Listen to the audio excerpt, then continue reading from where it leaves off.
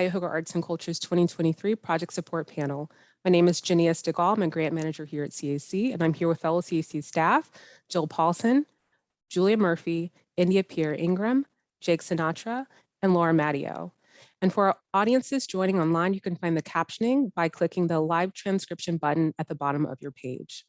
And thank you to our panelists for serving on our interactive public panel, learning about our process, applicants, and funding criteria.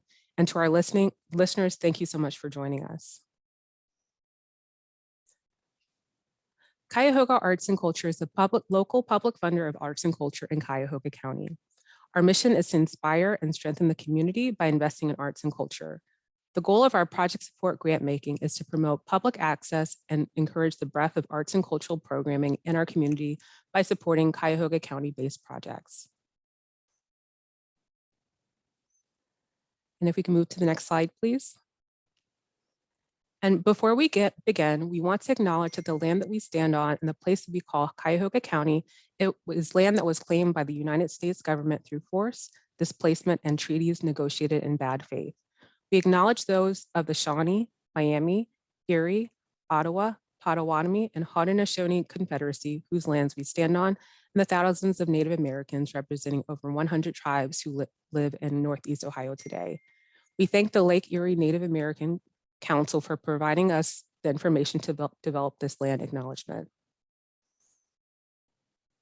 We also want to take a moment to lift up CAC's value of equity. We choose to lead with racial equity in our work because the creation and perpetuation of racial inequities is embedded into government and also grant making. We confront the white supremacy that resides in our work because racial inequities across all indicators of success are deep and pervasive. We also recognize the power and the potential that organizations who produce arts and cultural programming have as bearers of culture. These institutions have power to write the narrative about who belongs and who is valued. We encourage arts organizations to connect with resources to advance equity in your own work. And you can visit cscgrants.org/equity to learn more. And here I'd like to introduce our Executive Director, Jill Paulson, with some words to our panelists and applicants. Thank you, Jania, and thank you to all of you. I see some wonderful, lovely faces that it's nice to connect with. And those of you who I haven't yet met, just know I'm very grateful for you spending time this afternoon in our panel process. My remarks are short, right? I'll say one, that we really value your willingness to come together. Doing panel in an open and transparent way is vital to CAC as a public agency who is directly responsible to the residents of our community. So thank you so much for doing this work in an open, transparent, and clear way. I also want to thank my teammates for all the work they've been doing over the last year to get us here today. So while we'll just spend a couple of hours together, this really has been a long time coming, be it from grant making, policy decisions and creation of the application through hours and hours of technical assistance to many grant applicants to today. And then also now closing up my remarks by thanking you as the panelists for really being amazing extensions of the work of our team, for embodying the values of our organization. We look forward to learning with and from you today. So with that, I'm going to turn it back to Jania and my teammates to get us going. Thank you so much, Jill. At this point, I'll ask each panelist to introduce themselves. Please share your name, gender pronouns, where you're located, and your professional connection to arts and culture. And I'll paste the order in the chat just to keep things moving. Hello, everyone. My name is Michael Greer, he, him. I am a light-skinned Black male with no hair, wire-rimmed glasses, a mustache, and wearing a red sweater sitting in front of a window to my garden. I am currently the president and CEO at Arts Fund in Seattle, Washington, and it's a pleasure to be here. Buenos dias. Yo soy Ruby Lopez Harper, field expert on the arts agency ecosystem and arts and culture landscape. Today, I'm calling in from the unceded lands of the Nakota Tank, now known as Silver Spring, Maryland. I'm a brown-skinned, abled, cisgender female using the pronouns she, her, ella. I'm wearing prescription glasses, a black top, and my dark brown and purple curly hair is pulled back in a bun. Thank you. Hi, my name is Csa Nishikawa. I am the programs manager at Culture Source in Detroit, Michigan. My pronouns are she and her, and I'm an Asian female with short black hair and bangs, with large clear glasses and a blue shirt. Hi, good morning from California. My name is Sarah Weber. My pronouns are she, her. I'm coming from Los Angeles, California. I'm the executive director of the Association of California Symphony Orchestras, which represents about 120 orchestras throughout the state and Western United States. I'm a white female wearing a short sleeve black top, and my blonde hair is pulled back in a bun. I'm happy to be here. Thanks. Thank you all again so much for being here. So now I'll walk through how the review process will work for those joining us on the live or following us on the live stream. So as the panel chair, I will introduce each applicant organization and the project. I'll then lead the panel through a discussion focusing on each of our funding criteria one at a time. Panelists will be invited to comment on applications in relation to the funding criteria. We'll have 3 minutes for public benefit, 2 minutes for artistic and cultural vibrancy, and 2 minutes for organizational capacity. Our panel co-chair, Julia, will keep us on track with time using the PowerPoint on the screen. So when the PowerPoint moves to the next funding criteria, that's when we're running short on time for that funding criteria. So we'll have 8 minutes for each application. So to keep things running smoothly, panelists should plan to come off mute to indicate that they'd like to speak next. And I may call on panelists to speak if need be. After we go through the criteria, panelists will submit their scores, which are tabulated by CAC staff. And to our applicants, a couple reminders for you all that are joining us in the live stream. Please do not contact or address the panel in any manner during the deliberations, electronically or otherwise. If an applicant believes that a panelist has presented incorrect information regarding their application, they should complete the information correction form, which is available at cacgrants.org/live and within the audience guide. CAC staff will review the correction form to determine if it's an objective correction of misinformation. And if it is, the panel chair will read the correction to the panel and for the public. An example of objective misinformation would be a panelist misstating the number of performances detailed in an application. This is an opportunity to clarify what was submitted to the application, but not to provide additional information. After the panel is complete, audience members are encouraged to participate in the public comment section by submitting comments via our online form at cacgrants.org/live. You can also follow along with us via Twitter at twitter.com/CUYARTSC. So that's CUYARTSC, and that's our Twitter handle. And the deadline to submit comments is at the conclusion of the project support panel deliberations on Wednesday, September 21st. And application scores and panel comments are not discussed at this time. And so with that, we'll get started with our first review.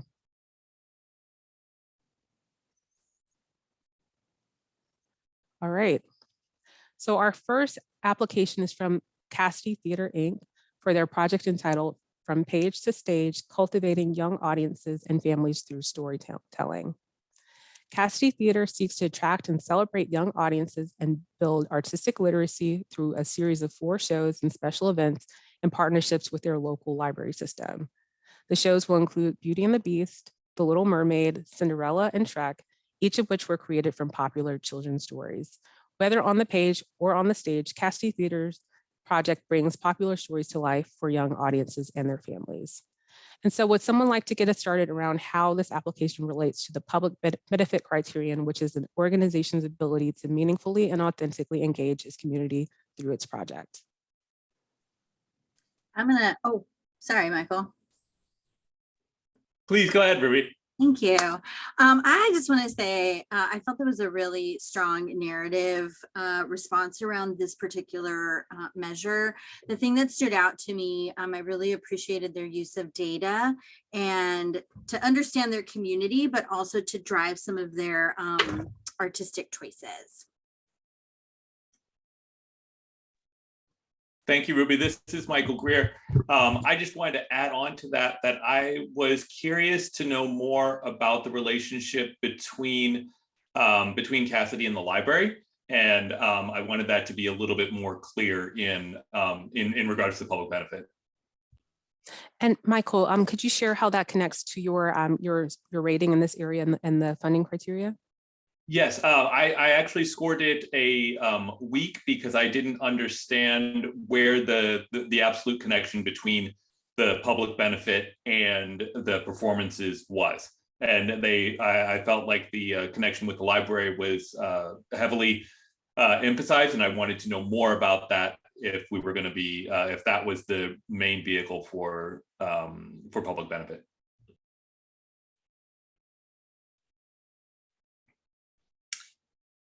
I want to piggyback on both of those comments by saying I felt the same way as Ruby in terms of the data, the use of data, demographic data to identify a targeted audience and a gap in the audience they were serving. I scored in public benefit a strong category, or a strong score because of the use of that data analysis. But this applies to the next category we'll get to, so I don't know if I should hold my comments till then, but it relates to what Michael said. But as I had the same question about the library partnership, and just but I kind of ranked that in the next category. Similarly, to what everyone's saying, I scored this in the fair category. I wanted to know a little bit more about the co-designing with the community and what the partnership with the library looked like, and a little bit more specifics. It was a bit vague in that section, and yeah, that was. Are there any other comments on public benefit for this application?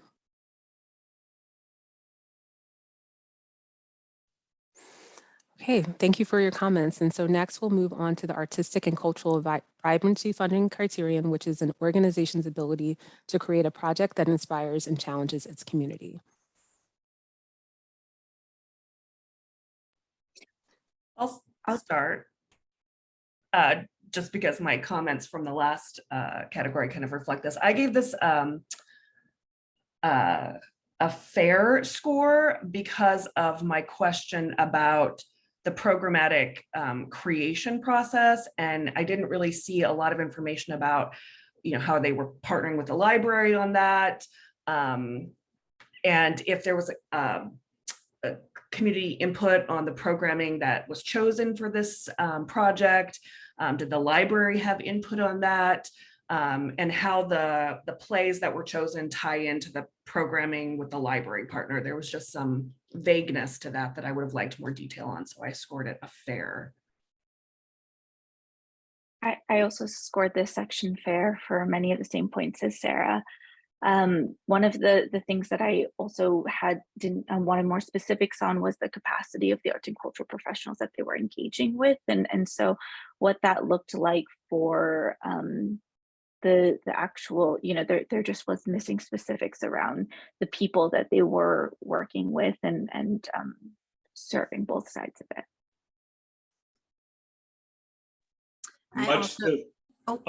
Sorry again, Ruby. I'll just be quick because I'm going to Michael Greer. Yeah, I felt I scored fair for the same reasons as many others did here, just some more clarity around the co-creation process and what that meant in terms of contractors, in terms of artists, and where the co-creation exactly was.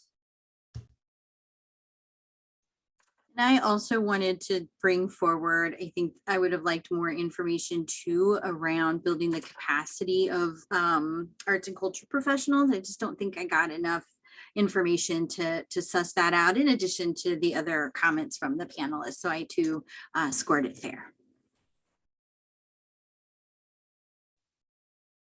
Okay, next we'll move on to the final criteria, which is organizational capacity, which is an organization's ability to successfully plan for and manage its project.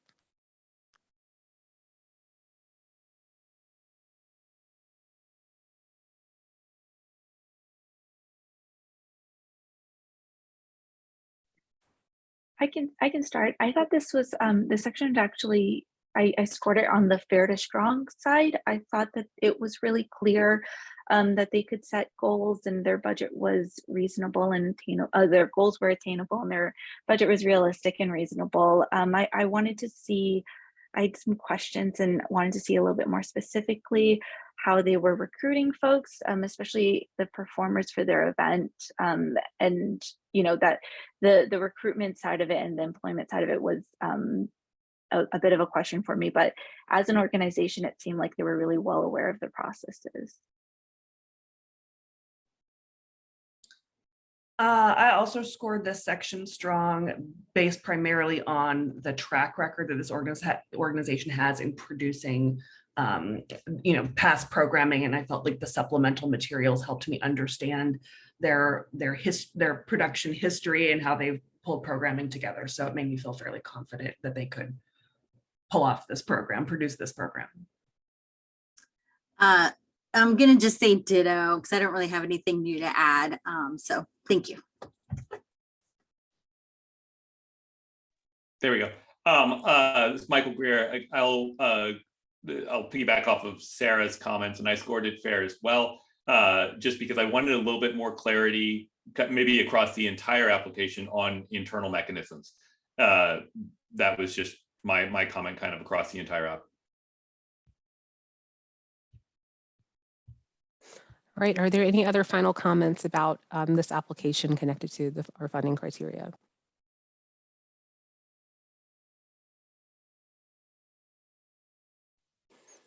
Great, thank you all so much for your comments. That concludes our time for Cassidy Theater.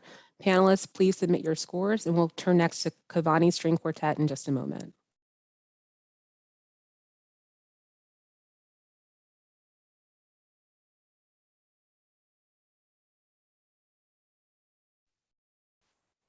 Our next application is from the Cavani String Quartet for their project titled MAP, Music, Art, and Poetry. MAP, Music, Art, and Poetry will be a large-scale collaboration culminating in a multimedia showcase performance intertwining original K-12 student poetry read by the authors, projected video installations of student art, and a live performance by the Cavani String Quartet of the music that inspired these works.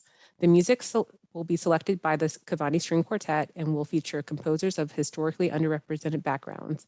The schools participating represent 3 distinct Cuyahoga neighborhoods. And who would like to get us started on how this application relates to the public benefit criteria, which is an organization's ability to meaningfully and authentically engage its community through its project? I'm gonna jump in. I rated this fairly strong. I really felt that throughout the narrative, they really conveyed an understanding of their community and how they're engaging with them, the way they talk about the intentionality of, you know, the workshops and the students and the different components of the programming. I just felt a lot of that really came through and really demonstrated strongly the relationships with the community and the accessibility for the community and the public. So yeah, I was fairly strong on this section. Similar to Ruby, I also scored this on the stronger end. I thought all the same things that Ruby was saying. I thought also the length of time that they were spending in the schools was really important, and also sharing that they were meeting with the teachers beforehand, and it just really felt integrated into the design, felt really integrated into the people the students versus sort of coming in with everything and asking folks to perform. So I really I thought that was a really important part. Michael Greer, I agree. I scored this strong as well, particularly because they really detailed the outline or the collaboration with the local artists and educators. They had meaningful interactions with schools and youth, and they committed to making it free admission, which I always think is not the only reduction to barriers, but it is one. So.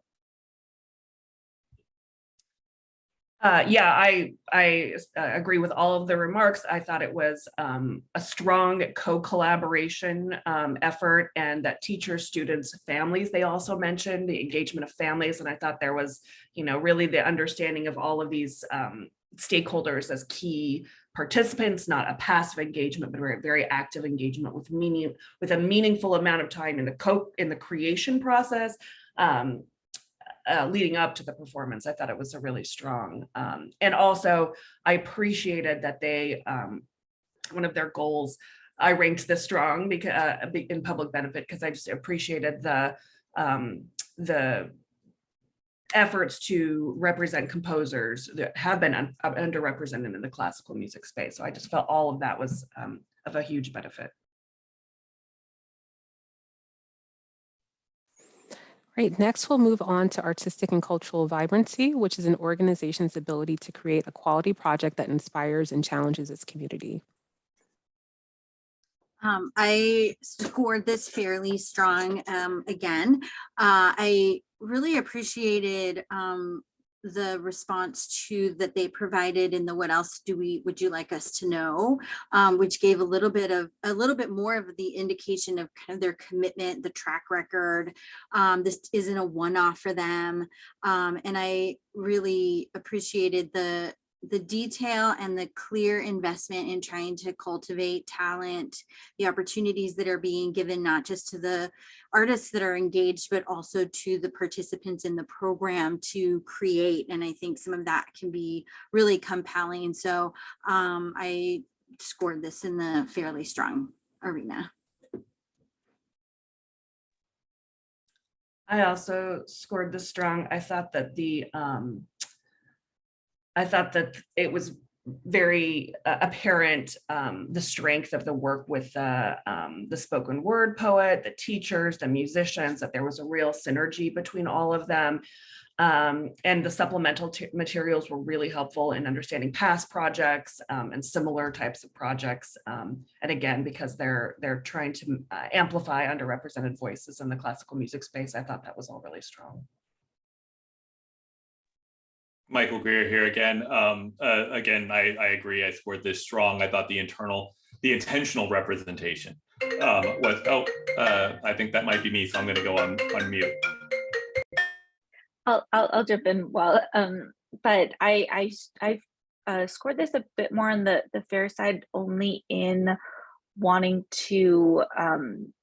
I wanted to see a little bit more. They were choosing the string quartet and Okatana were the ones choosing the people who were participating, and I wanted to see a little bit more engagement with other folks, or maybe the students get a say in the composers. And so, I mean, now I'm making suggestions that have nothing to do with the actual application. I just wanted to see a little bit more clarity on the process, that internal process of how all this kind of works in that way. But all of the positive things that everyone else is saying, I really agree with.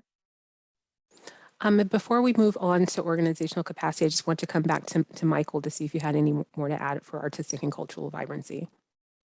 Thanks for that. The scam callers are rough on a Monday morning, but so yeah, no, I agree with the rest of the panel. What I wanted to say was that I just felt like they were very intentional about trying to represent and have represented a strong breadth of different communities in their performance, and so I thought that was just a let me say, I don't think we can always get to the level of how do I say this? The intention behind what they were trying to do was really strong, and I think that counts for a lot. Even if we don't hit the mark at the end, I think the intention is what's really important, and I felt that really came through in the application. Great, thank you. And so the final criteria to discuss is organizational capacity, and that's an organization's ability to successfully plan for and manage its project. I scored this strong. Again, just the level of detail that they provided around the planning process, the budgets, the additional information about past projects. The one thing that kind of stuck with me though was around their goal and how they would be evaluating success.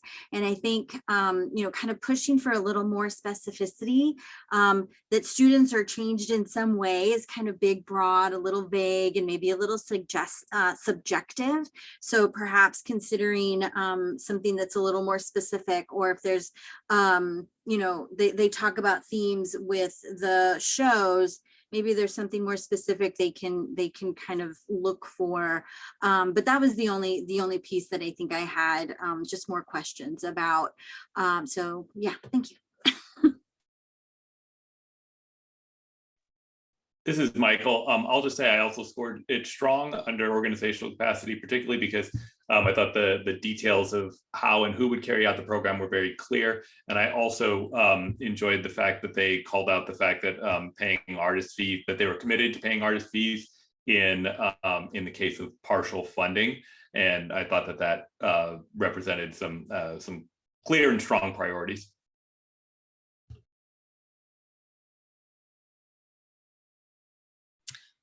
I ranked this strong in this category as well. And interestingly enough, Ruby, I had similar thoughts, but came to different conclusions about the goal. I had the same thing that was like, oh, this is kind of a broad goal to be measuring, but I thought it aligned with the concept of the entire project, which was to understand how this project and creating art around these, with these musicians and this poet sort of impacted the way the students felt about things. And so I thought it merged nicely with the goals of the project, but I also had that same reaction about like, oh, that's kind of an ambitious, big, broad thing to try to measure with one program, like tracking it over time maybe, but I had the same kind of thought as you did on that.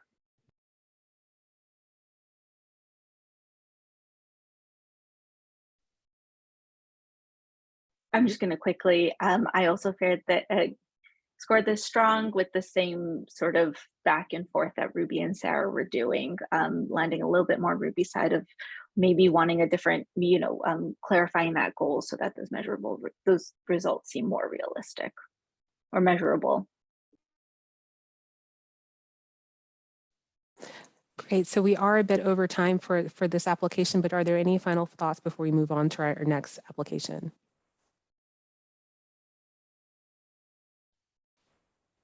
Great, thank you all so much. That concludes our time for the Cavani String Quartet. Panelists, please submit your scores. And next we'll turn to Chagrin Documentary Film Festival in a moment.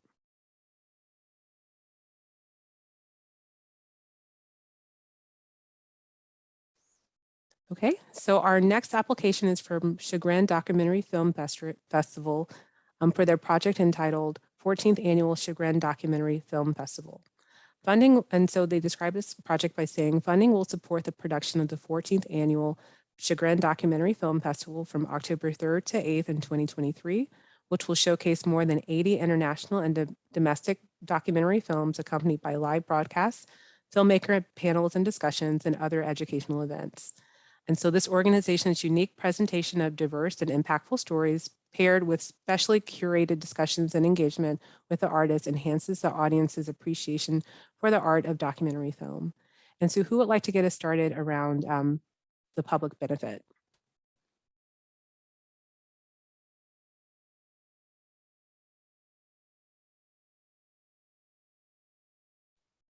Okay. And you may see this listed as Fevered Dreams. Yeah, I was all, whoa. I thought this was a really strong application and that they provided really great information around, how they are responding to their community, how they're trying to engage with the community. Certainly they have demonstrated knowledge of the community and how it's driving the work that they're doing. And yeah, I'm gonna stop there. I also scored this strong. I thought being really specific with the local partner organizations that they work with helped to, it showed that they knew the community that they were serving, or at least trying to serve. I also thought their supplemental materials were really helpful in this category as well, sort of showing the impact. And so not just their intention, but also that folks were being responsive. Also, the fact that they've been doing it for 14 years, length isn't everything, but it often it's an indicator, I think. This is Michael. I scored it on the high side of fair, and I wanted to know just a little bit more about the local partnerships. They say they're invited to be on panels and collaborate, but what does collaborate mean? And I just wanted just a little bit more on that. I scored it on the low side of strong. I liked the accessible programming, doing a hybrid and virtual. I liked that they were including sort of something for everyone, family programs, student programs, that they were trying to put out content that would connect to a lot of different stakeholders and different groups. I liked the strong and growing roster of partner orgs. It seems like over the 14 years they've been doing this, they've been trying to grow their partners every year. And I also like the interactivity, that it wasn't just sort of passively watching a film, but there was a lot of opportunity throughout to engage with filmmakers. I did have a question about, or just wondered to myself, I think one of their, I don't know why I put this now that I'm looking back on it, but I was wondering if past survey data had revealed how audiences were impacted by the films, their attitudes, behaviors, were impacted by films in past festivals. Like, were they able to collect that kind of data to determine impact? But this was a strong overall for me on public benefit.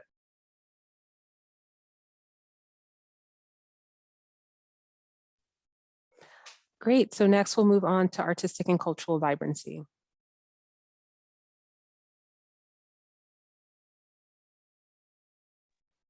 I'll jump in. I think Sarah said this before. I really appreciated the supplemental materials, in particular the trailer from last year's festival.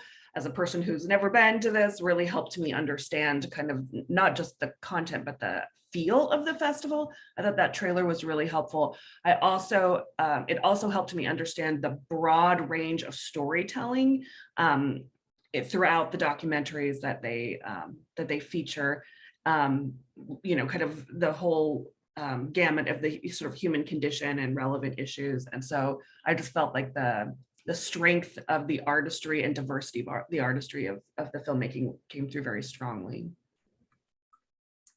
Thanks, Sarah. This is Michael Greer. I wrote very similar. I thought there was I wrote there was a representative body of artistic leadership and panelists. And so I just felt that, in terms of artistic, cultural, and vibrancy, when we're asking about co-creation and authentic collaboration, I felt that was represented in the supplemental material and in the application itself.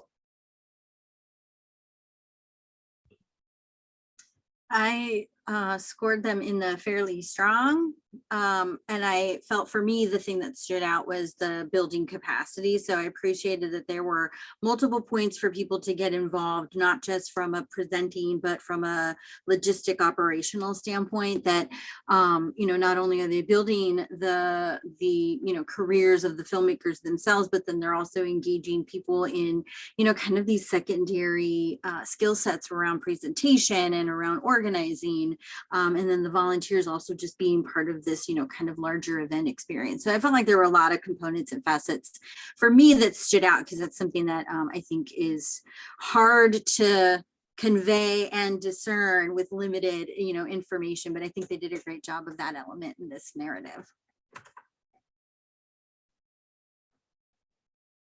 I also scored this section strong. I don't really have anything to add that hasn't already been said, but it's the various entryways into this film festival that I thought were really strong. Great, thank you for those comments. Next, we'll move on to the final criteria, which is organizational capacity. I scored them strong. One of the things that stood out for me was just the transparency around the challenges that they faced and how that's informed and kind of shifted the way, or the way that they're organizing, and so for me, that I appreciated that transparency. And then I also felt that, their budgets are reasonable. They have, obviously demonstrated strength in producing. They have a really strong sense of, what they're trying to accomplish.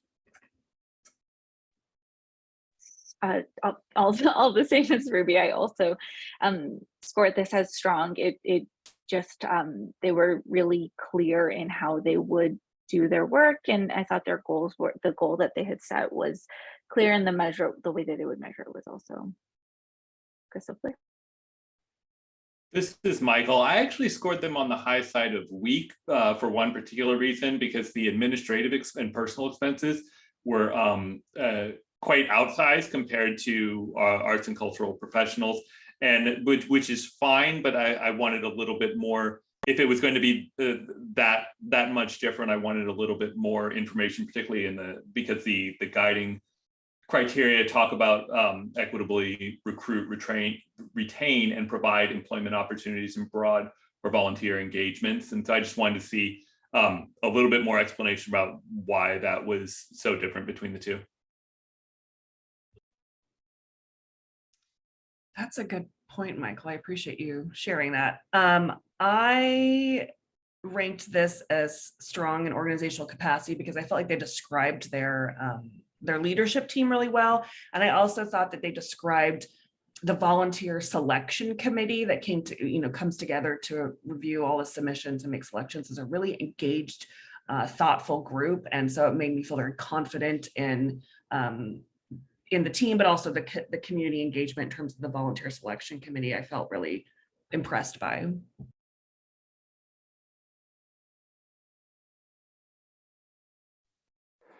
Are there any final comments for Chagrin Documentary Film Festival?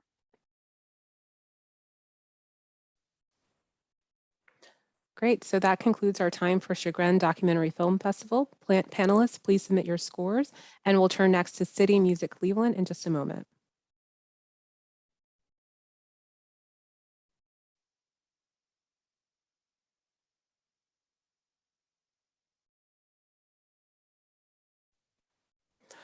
Our next application is from CityMusic Cleveland for their project titled Song of the Soul. This project engages the public with a diversity of styles and influences that can be authentically expressed through the medium of classical music. Composer Akua Dixon will engage directly with youth and the public, and 3 performances of Dreams and Prayers of Isaac the Blind will demonstrate Osvaldo Golihov their approach to genre fusion within the classical architecture. And so would someone like to get us started around how this application relates to the public benefit criteria, which is an organization's ability to meaningfully and authentically engage its community through its project? I'm happy to start with this one, Michael Greer. I scored this strong because of, particularly because of its geographic intentionality. I thought that was really important, and I felt like they were specific about who they were trying to reach out to and who their public were, which I always feel is a sign that of potential success. I also scored this as strong. Yeah, they demonstrated knowledge of the folks that they serve, and I thought that they also, community conversations. I like the intention behind that, especially around things that are musical and not necessarily interaction. You don't have that same interaction. They also talked about the residency within, where was it? Akua Dixon would have a residency working with elementary students. So it just felt like there were a lot of different entry points for them to work with the community that they serve. I felt the same. I think that I ranked this strong in public benefit because I felt like they had very clearly identified their community. They knew where they were going. They knew who they were working with. I also liked that they were, let's see, how did I put this? They were looking at a variety of cultural music traditions and intersecting it with classical music as an art form, specifically for this, to support this idea of lots of entry points, connecting with people where they are, bringing them in. And I think that they very clearly identified who they wanted to work with, where they wanted to work, and why. So I might be the outlier on this one. I did score them kind of on the higher side of fair, almost strong.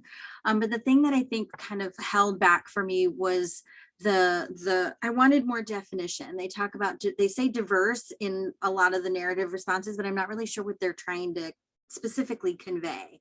And I think, you know, when they talk about our community, there was a phrase that they used. Oh,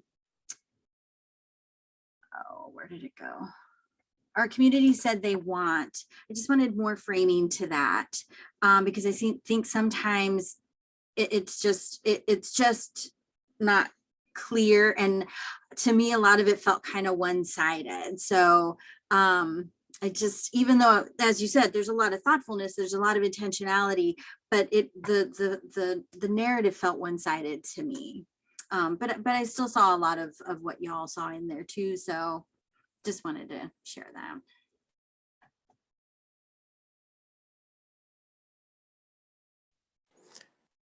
Great. So next we'll move on to artistic and cultural vibrancy.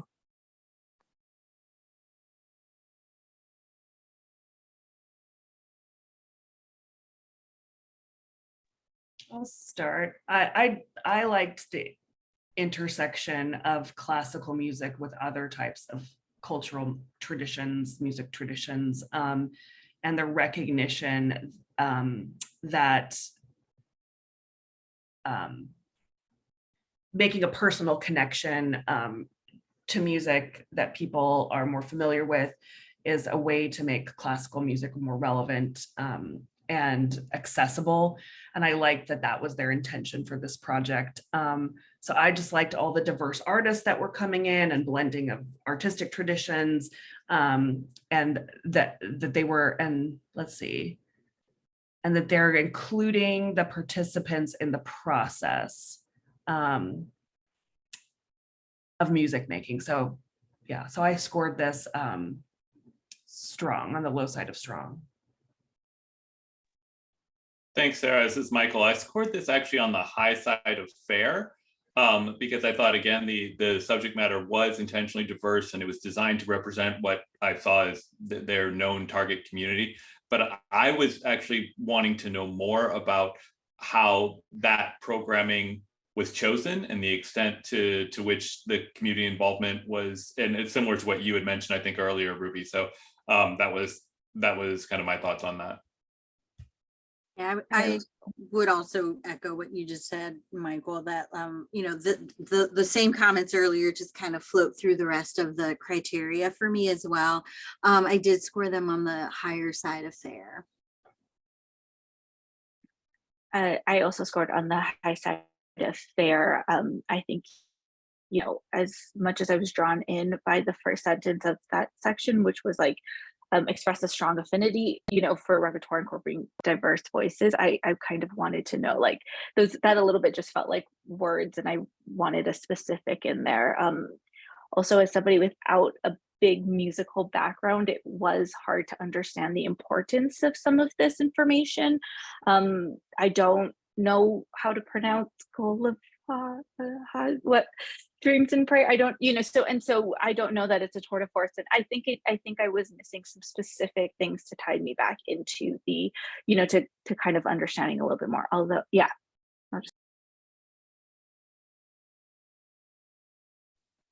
Great. Next, we'll move on to organizational capacity.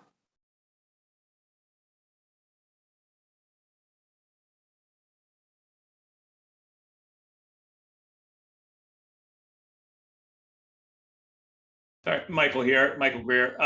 Yeah, I scored this strong. I felt like the staff had the capacity, and the metrics for success were pretty clearly articulated, in my opinion. Same. I also wanted to call out that I really appreciated also the extra information that they shared around some of the, impacting factors around, how there's been shifts in their community, which I also think speaks to their capacity, at least to understand how to shift in their operation and planning. I scored this section strong. I really appreciated the extra information they gave about the 3 different communities and venues that they were going to be working with. I felt like that just helped me understand how they had approached identifying their communities and the benefit. I also appreciated the sharing of I felt like the musicianship they presented, the musicians and artists that came across to me, that they were high caliber and, experts. And I appreciated the supplemental materials on that. And and then I guess the only question I had on this section about organizational capacity is I wanted to know more about whether the community outreach partners were confirmed, that they had talked about. It didn't feel fully realized, or whether they had sort of locked their community partners in or yet at this phase, or they were just sort of hoping they were still in the phase of, talking and building those partners. I just couldn't tell. I also scored this section high. I don't really have any, much to add. I also thought adding the supplemental the supplemental materials and the survey results show, I think for me was an indicator of how this organization is running. It wasn't just it was just a very clear, and it felt like something that it's just a natural part of the way they work. All right, so we're at time for this application. Are there any final comments before we move on to the next? Okay, well, that concludes our time for CityMusic Cleveland. Panelists, please submit your scores, and we'll turn next to the Cleveland Cultural Gardens Federation in just a moment.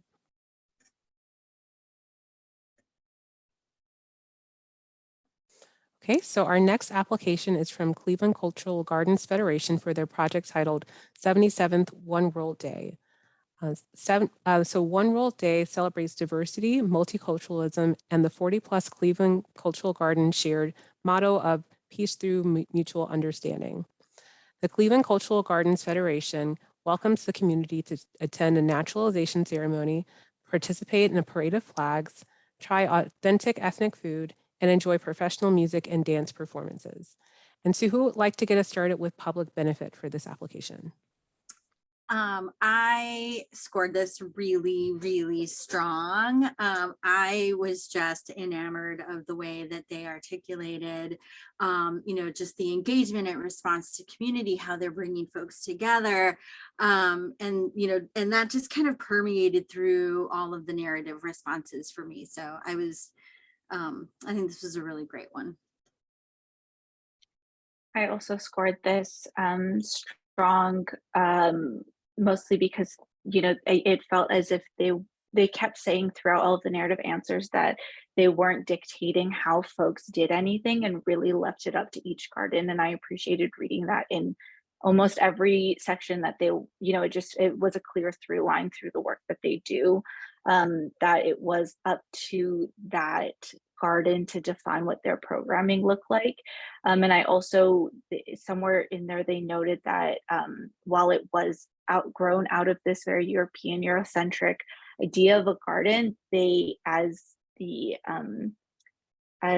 Cleveland changed and as a county changed, the people that were part of this garden also grew to expand, the different ethnic groups that are a part of that community. So it just demonstrated this knowledge of they know who they work with.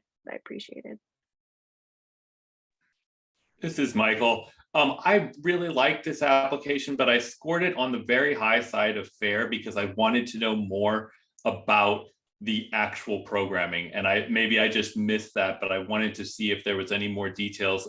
I'm quoting here, additional planning includes reaching out to vendors and nonprofit exhibitors, but who exactly is being reached out to and what types of, I mean, again, they had a long history and it looked like a really great festival, and they've got a lot of organizational capacity, which we'll get to in a second, but I wanted to see if they had any more at this stage on what the actual programming might look like.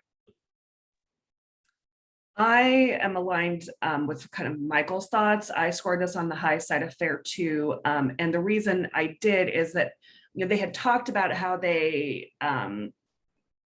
will connect with African and American and Latinx neighborhoods. And, you know, they talk a lot about multiculturalism and expanding the program. And I wondered if they, and, you know, they talked about including people who don't have a garden to participate in some way.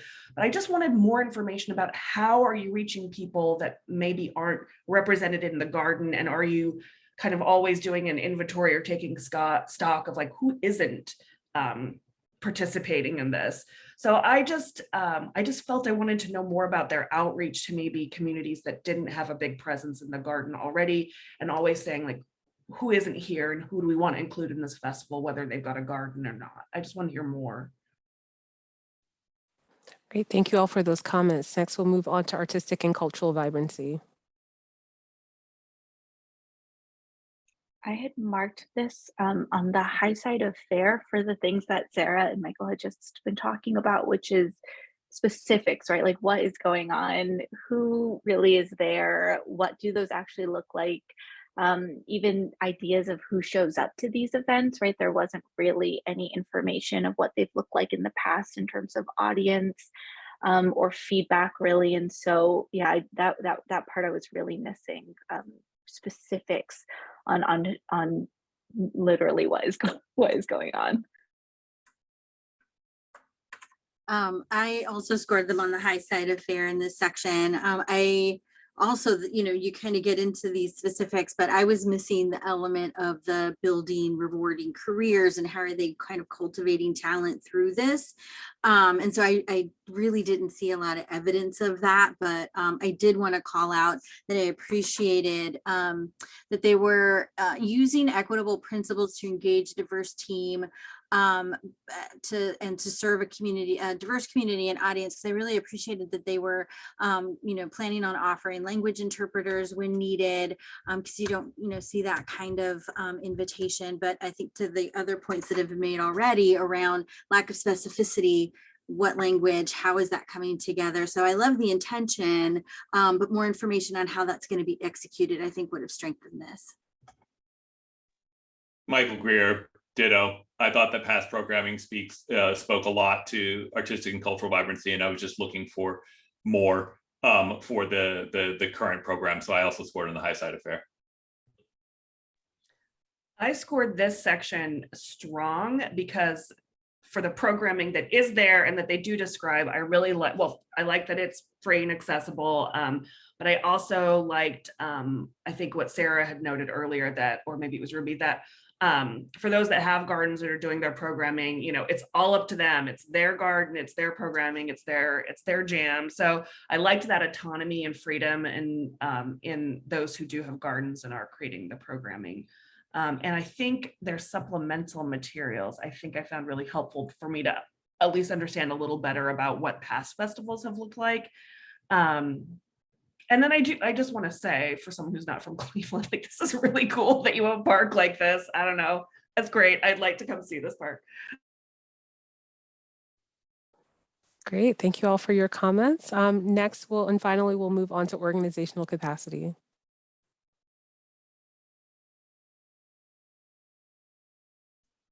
Michael Greer, happy to start. Again, when I was reading the criteria under organizational capacity, I did have concern when I saw that administrative and personnel expenses were significantly more than arts and cultural professionals in terms of the ability to equitably recruit, retain, and provide employment opportunities. And so for that, I scored this on the high side of weak because I thought for such a large festival and from the supplemental materials, it looked like a really robust festival, but I would have liked to see more going towards arts and cultural professionals. And that to me would indicate a little bit stronger capacity in the program.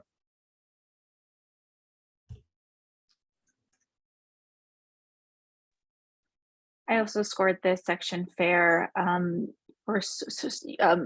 section fair because I felt oh, I fully lost this. I gotta find it again.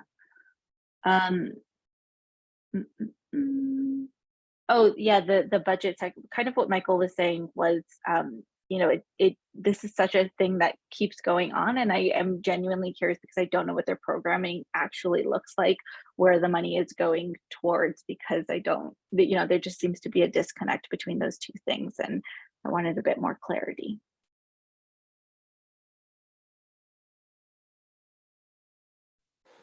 Okay, are there any final comments for the Cleveland Cultural Gardens Federation?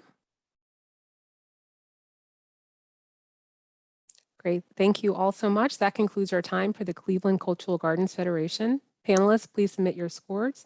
And next we'll turn to Cleveland School of the Arts Board of Trustees in just a moment.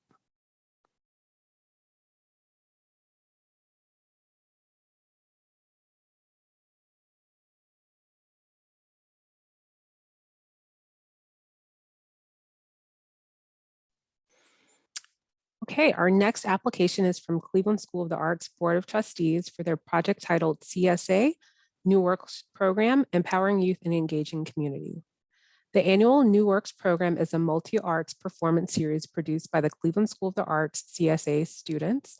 And throughout the school year, CSA students will develop original dance, theater, music, visual arts, and creative writing works in a process that culminates in a series of vibrant showcases, performances, and exhibits of dozens of original student works shared both virtually and in person with hundreds of Cleveland families and students and thousands of local residents.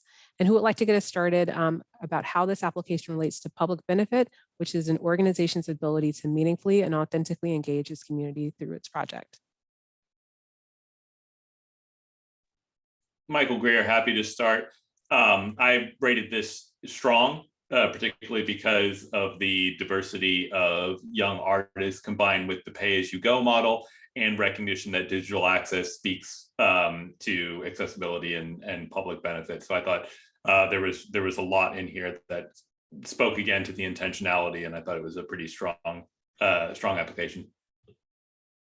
I also scored this one really strong as well. I think for me, what spoke was the different facets of how they're supporting and serving and responding. And so I really liked the artist in residence, you know, the number of students that are going to be experiencing. And then, as Michael said, the access to the performances and the events, you know, between the free and the pay what you can model, I thought was really strong. I also scored this public benefit piece strong. I thought it was very clear who their audience is. I liked the accessibility of both pricing and access to, you know, through digital access to engaging with the art. And I also really liked the multidisciplinary kind of expansive approach to, you know, all art, including fashion design, choreography. I just thought it was a really broad definition of art, and I really liked that. And I thought it was a strong, just also a mentorship opportunity and for the students. So I thought there was a lot of benefit for the participants.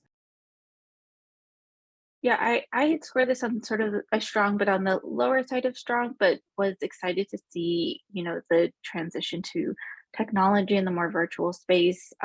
It was a little, like I think I wanted to focus in a bit more. While Sarah's point of it being wide range is great, it just felt a little like, you know, loosey-goosey in a way that I wasn't sure was actually responsive to the community, and more just like, whatever you want to do, we'll just do it, versus a, you know, like a genuine relationship and working to kind of make sure that this is, you know, the thing that everybody wants and needs. Yeah, it was just a little too open for me, but still really great project, and I thought benefits most of the community.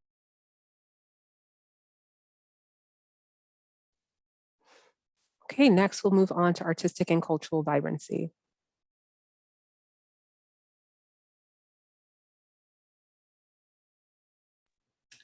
I scored this really strong, like really high in artistic and cultural vibrancy. And I think the reason I did is because I liked the nature of bringing local artists and the students together to produce something that has such a big sort of public access or expansive public access.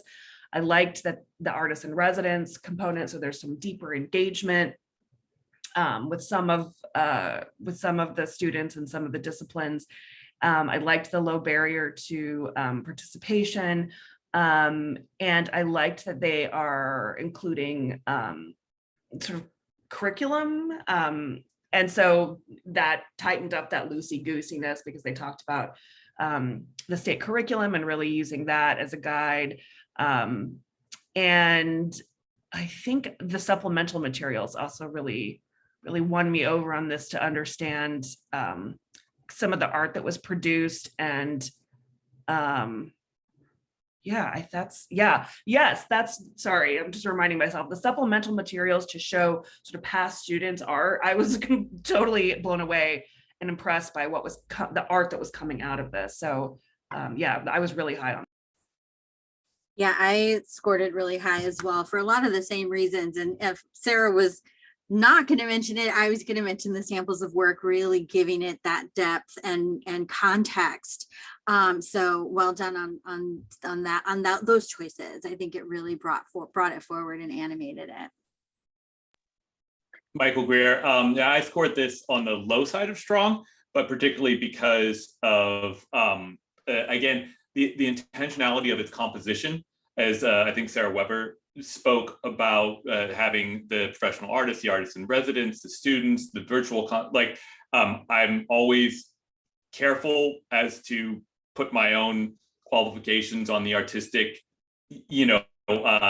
merit of a program. But what I really liked in this was that they were intentional in trying to include as many different voices in that as possible, which I think leads to some positive outcomes. And I wish I had an excuse to say loosey-goosey, but I don't in my review. So I just said it. All right, thanks.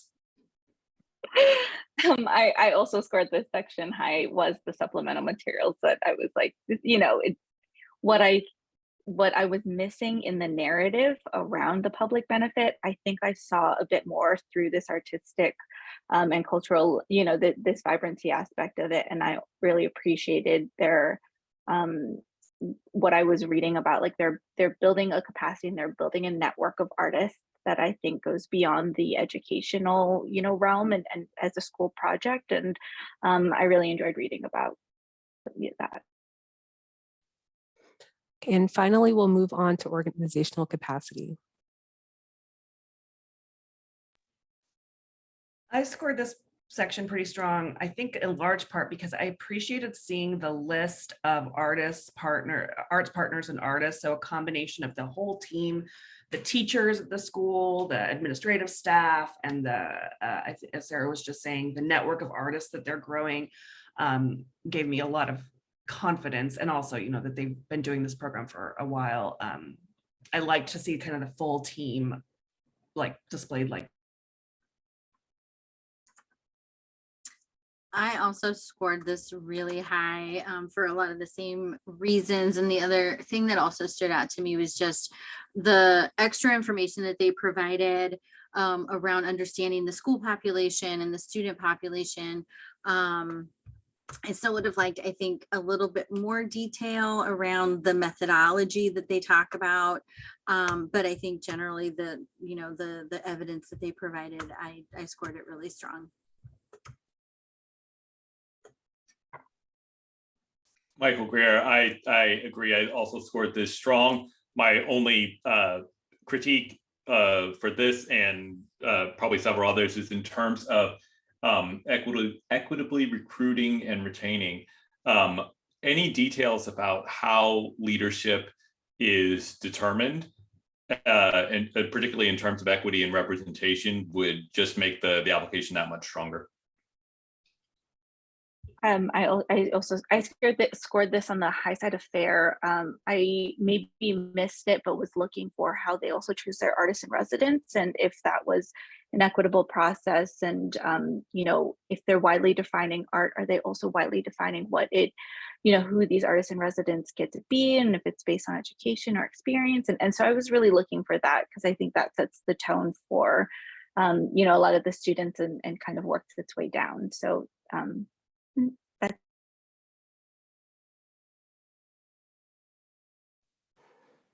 Okay, are there any final comments on CAC Board of Trustees application? Okay, so that concludes our time for Cleveland School of the Arts Board of Trustees. Panelists, please submit your scores.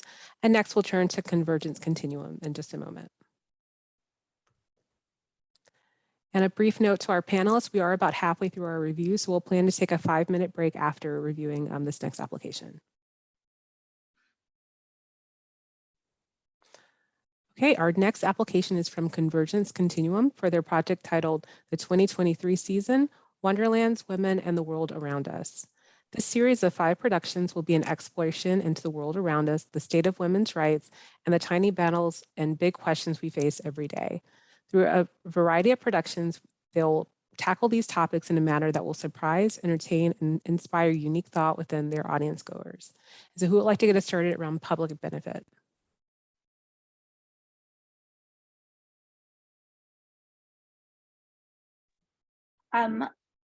I scored this fair. I really struggled to see the really like co-creation with their community. I guess I couldn't tell if it was when they were telling me about the community that they serve, if that was like how they know that bits of information. So I was just missing, there was a lot of specifics that I didn't see. There was a lot of like grand sentences without as much background as I think I needed, or was looking for, and maybe I just wasn't seeing it.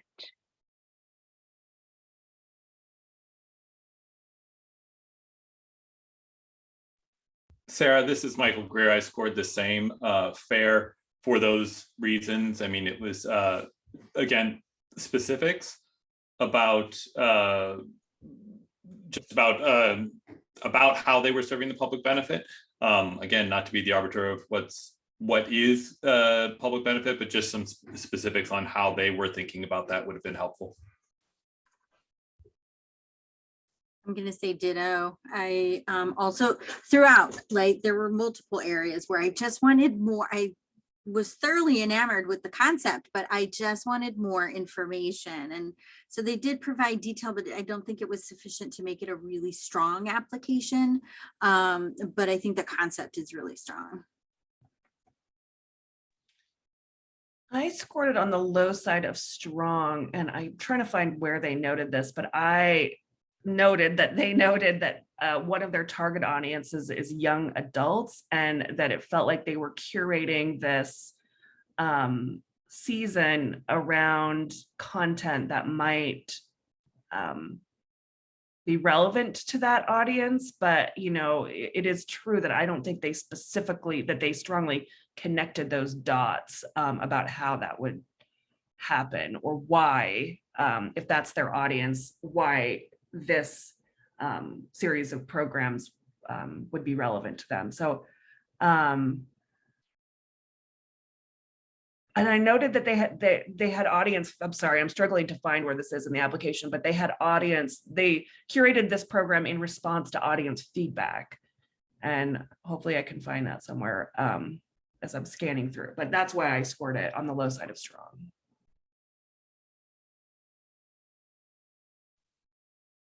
Okay, next we'll move on to artistic and cultural vibrancy.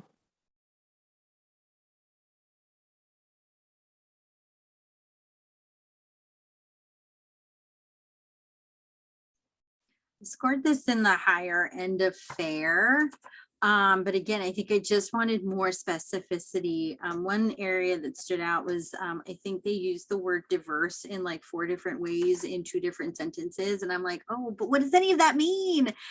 Because it's clear to me that, you know, they have an intentionality, they have a commitment, they understand what they're doing. But I think it's just being able to talk about it better and more clearly and really giving that context. So I still, again, struggled with finding that more detail that I wanted to really flesh out the responses.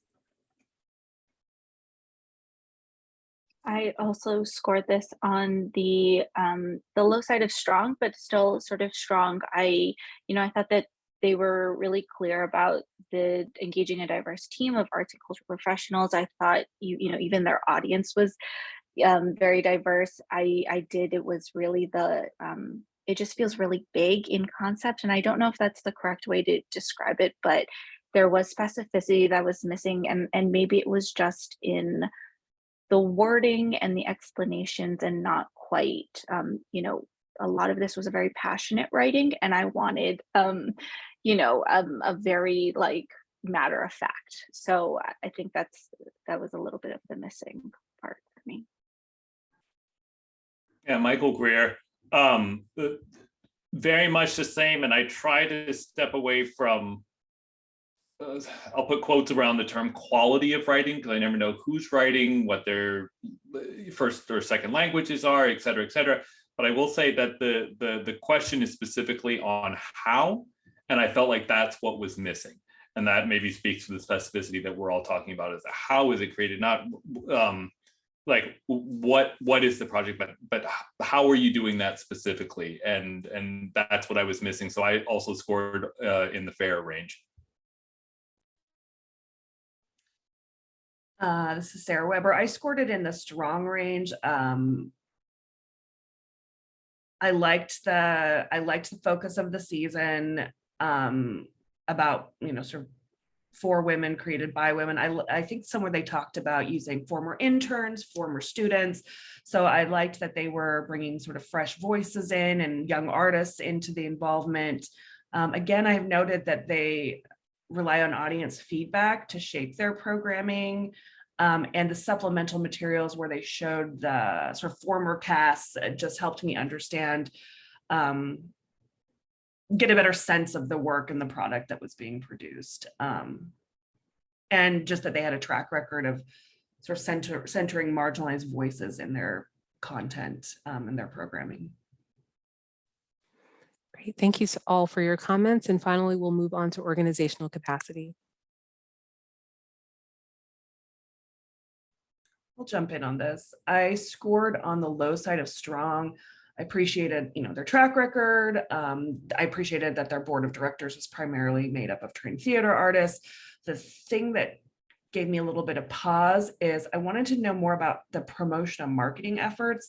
I believe somewhere they said that they really rely on word of mouth, which I know lots of arts organizations do, but that just seems to not totally be a solid plan of getting the word out about this. And I wanted to know a little bit more about how they were actively and intentionally promoting.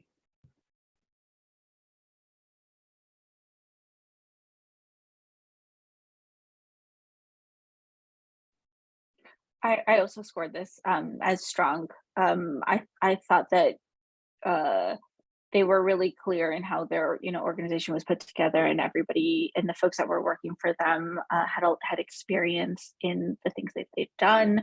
I thought the supplemental materials were a really helpful part of this as well, just in not only did it show the work that they do, but it gave me an idea of how well they do their work and the quality of those videos. So yeah. I scored them in a strong as well. I felt their budget was reasonable, and I appreciated the extra detail they provided around how they were going to spend the funds, but also just as a general package. I mean, I think it was all just really consistent, but in this regard, there wasn't really much that I was looking for. In addition, I think some of it, especially this, can be really straightforward, and I think I saw the things that I was looking for. Yeah, Michael, I scored this on the high side of fair, and I wanted to know a little bit more about the relationship between kind of the structure of leadership that they outlined and the subject material, and how that related.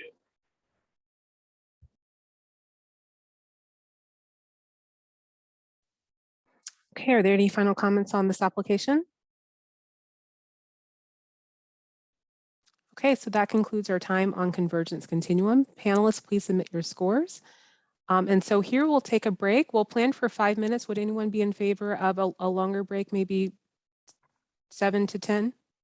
Me only because I have to go up another level in order to Okay. take my break. So if I could have those extra 2 minutes, yeah, that'd be great. So let's plan for 10 minutes and we'll resume.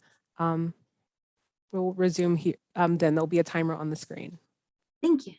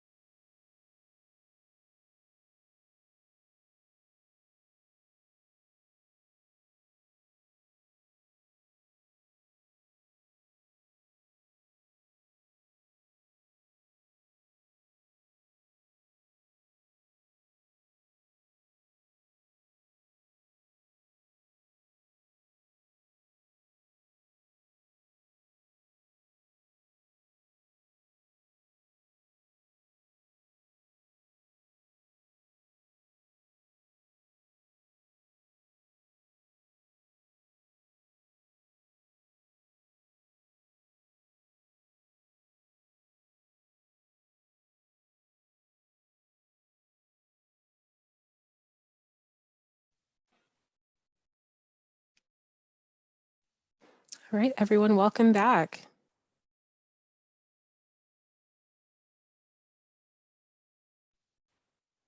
Just want to be sure all of our panelists are here before we get started. All right. So our next application is from Downtown Cleveland Alliance for their project titled Cleveland Juneteenth Freedom Fest.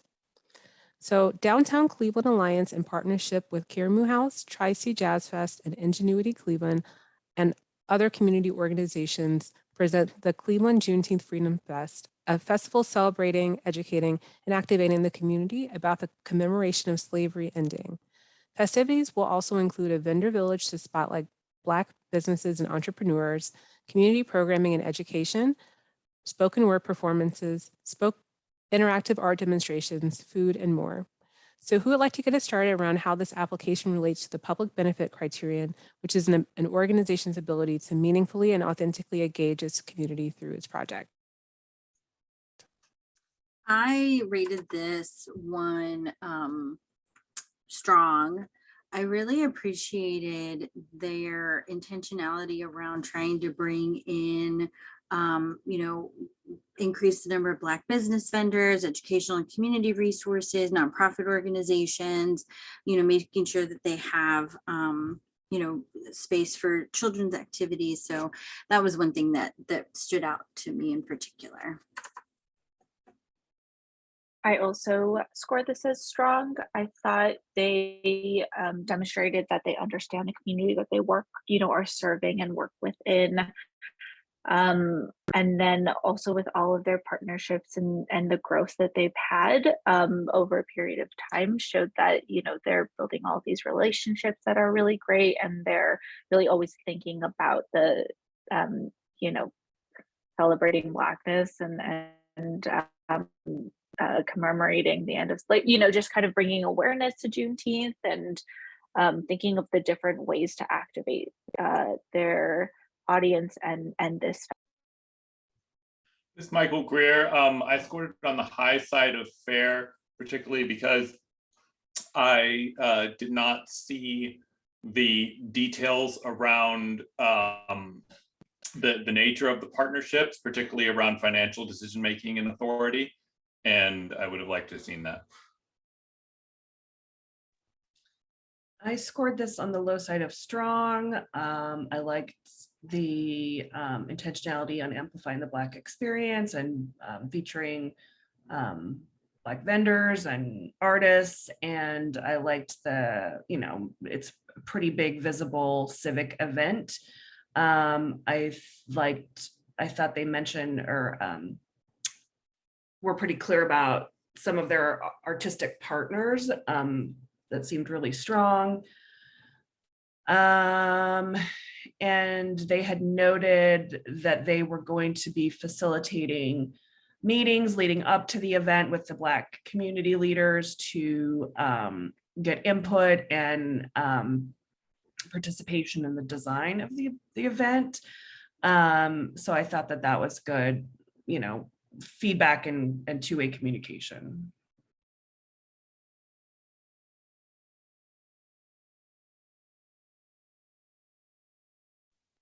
Are there any other comments from public benefit? Okay, so next we'll move on to artistic and cultural vibrancy. I scored this. I scored it strong, but I did not see evidence of how they are.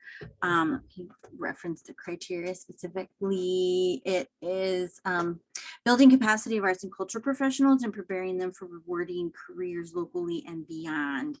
I do see where they included some information about how they're leveraging the talent, but not really how they're building the capacity of that. So I think that was a piece missing.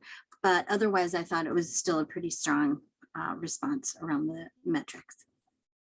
I scored this on the high side of fair for that reason. I didn't see any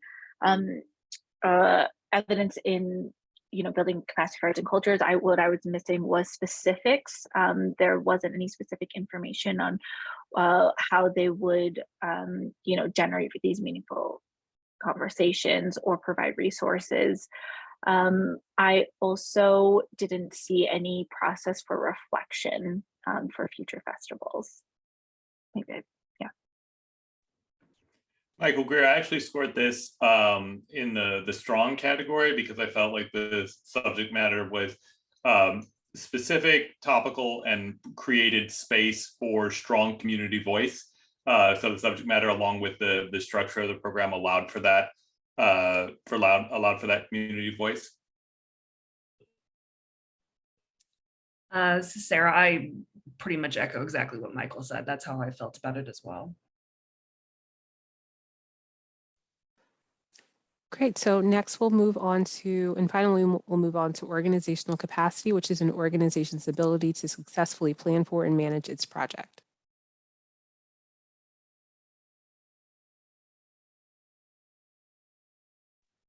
Michael Greer here again. I scored this on the low side of strong. I thought the financials looked strong, but almost echoing back to community partnership, community benefit. I did not get the degree of financial partnership between DCA and the partners. I scored this strong, but on the low side of strong. I thought they did a good job at describing who would take over in their partnerships, who would do, you know, what work, who, you know,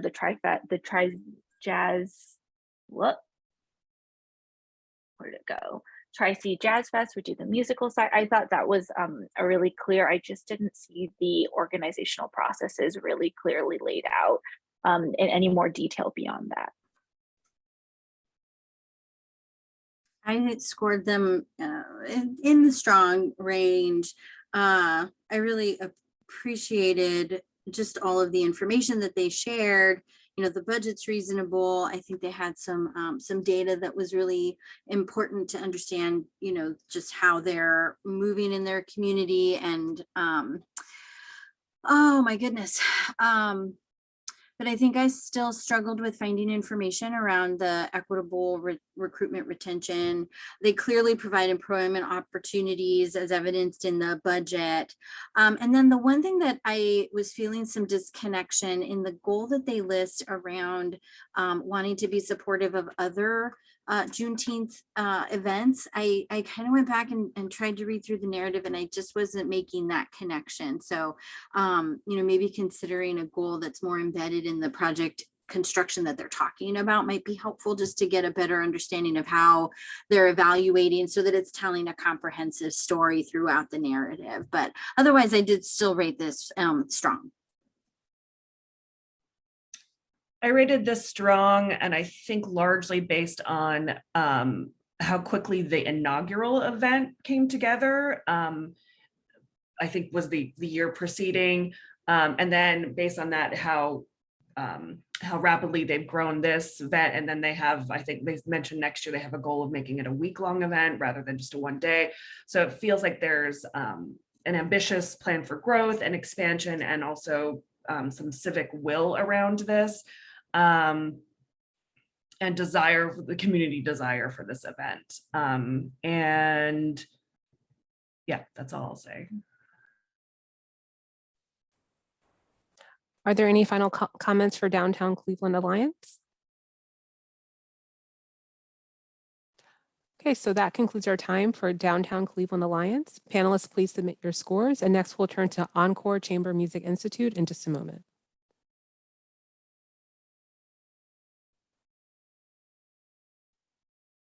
Our next application is from ENCORE Chamber Music Institute for their project titled 2023 Music and Ideas Festival, Creatures of Emotion. In the summer of 2023, ENCORE Chamber Music Institute will present its 8th season, Creatures of Emotion.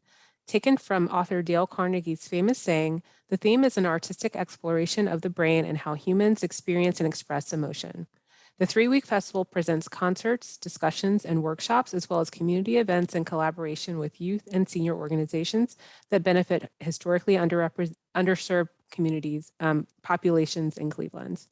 And who would like to get us started about how this application relates to the public benefit criteria, which is an organization's ability to meaningfully and authentically engage its community through its project?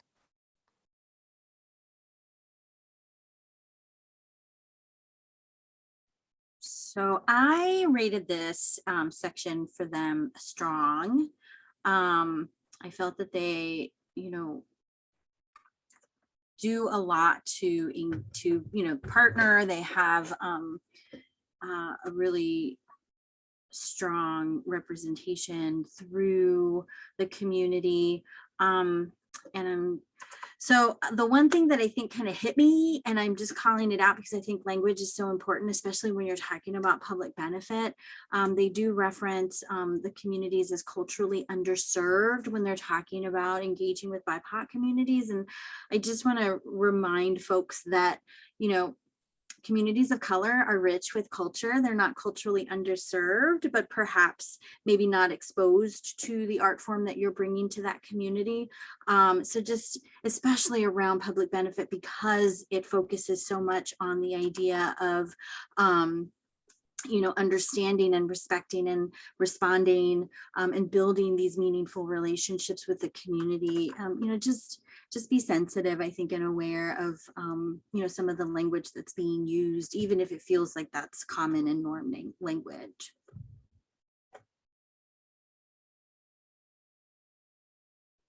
I had scored the public benefit of this as fair. I think I was getting, while I was getting a bigger picture of the work that they do, I didn't really see the demonstration of how they share power, understands, or responds to their community. Again, I think, or again, I'm seeing, because they are doing music plus Freudian things plus dance plus yoga, and it felt so widespread that I was genuinely curious who their specific community that they serve is, other than people who buy their tickets. And it just didn't, the community wasn't really clearly defined for me, and then B, I didn't see the responsiveness based on the community, and it felt like what I was seeing was a one-sided, this is what they want and need. Yeah. Thanks, Sarah. This is Michael Greer. I agree, and I just wrote pretty succinctly. I need more details on how they're defining what a community program is, because it was kind of all across the board and there was a lot going on, but how are they defining a community program versus any other program, and then how are they serving that community and serving that community need? I ranked this on the low side of strong because of I felt like the cross-disciplinary approach was a way in to share power and understanding and to try to be responsive to community need, meaning broadening the definition of what a chamber music, a classical chamber music group does, or how they can partner and engage with their community. I think that I appreciated their working towards accessibility with pricing and expanding into new audiences. I appreciated their academic partnerships, who seemed to have some input into the programming, and the diverse artists they were working with.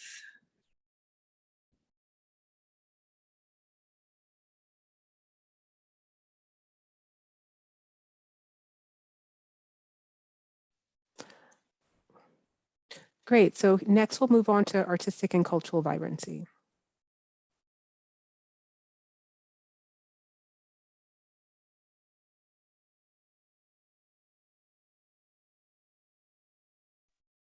I had scored this section as fair. I thought the supplemental materials did a lot of work to sort of showcase how they were building the capacity, for these youth and for these professionals to be seen, for specifically the youth on a different stage and have opportunities that they maybe just to have opportunities. And the reason I scored it more towards fair is I didn't really see this project being developed with mutuality, with co-creation and collaboration with the community as strongly. So that was the part I was missing.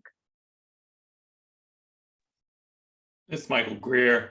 I also scored it towards the high side of fair, but I did not, again, understand the decision-making processes between ENCORE and partners, and I thought that was important in terms of kind of assessing artistic and cultural vibrancy, as it was mentioned in the rubric.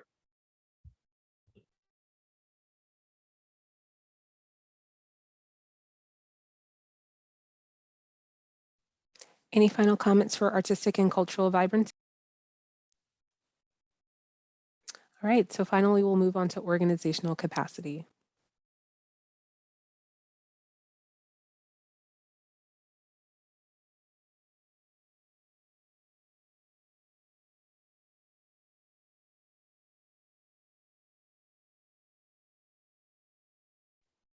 Michael Greer.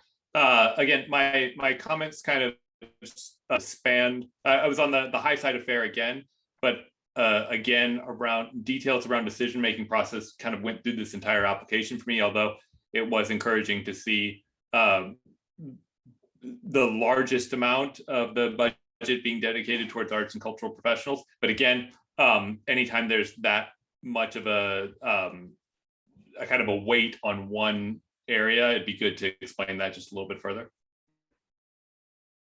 I also scored it on the higher side of fair. The point that stood out for me was around the goal they set and the metrics, because I felt like it wasn't really demonstrating what they were talking about. They didn't really talk about re-engagement and repeat attendance. And then, you know, kind of back to earlier comments, the BIPOC participation, how they were going to engage that community, who that community, how that community wasn't clear in the responses. So that was part of the factors for me. I scored this on the high side of fair for sort of that last point that Ruby was making around more towards like, you know, what they were defining as diversity and how they were engaging those communities that they were calling diverse, especially like in the students. And I was curious to know, you know, how they were equitably recruiting those students. And, you know, is it just that they're from a certain area? Do they all have to be brown? I don't know. That part I was missing. I scored this on the low side of strong based on the track record of the team and their artistic team. And I think, sorry, I'm ready. I think I appreciated that they had set forward a measurable goal to determine sort of success, that you know, it seemed like a reasonable goal to measure. Yep, that's it. Are there any final comments? Okay, so that concludes our time for ENCORE Chamber Music Institute. Panelists, please submit your scores. And next we'll turn to Greater Cleveland Neighborhood Centers Association in just a moment.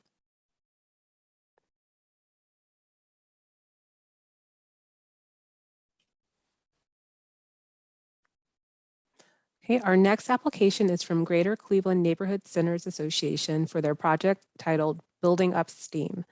NCA's STEAM, which is Science, Tech, Engineering, Arts, and Math, focused project-based learning activities engage youth in grades K through 12 who attend Cleveland schools, their families, and older adults in artistic experiences delivered in person and remotely with a myriad of options. STEAM projects cultivate creativity as markers of all ages, explore methods, tools, and materials as designs evolve into making products to share in their community that reflect their personal interests, views, and stories while building skills. And would anyone like to get us started about how this application relates to the public benefit criteria? Sure, this is Michael Greer, and I'll just say I scored this one strong, particularly because of the number of different entry points for community engagements that they offered. And I thought that was really important in terms of access and also kind of meeting communities where they're at. So I like this aspect quite a bit. I also scored this really strong for the same reasons, that they're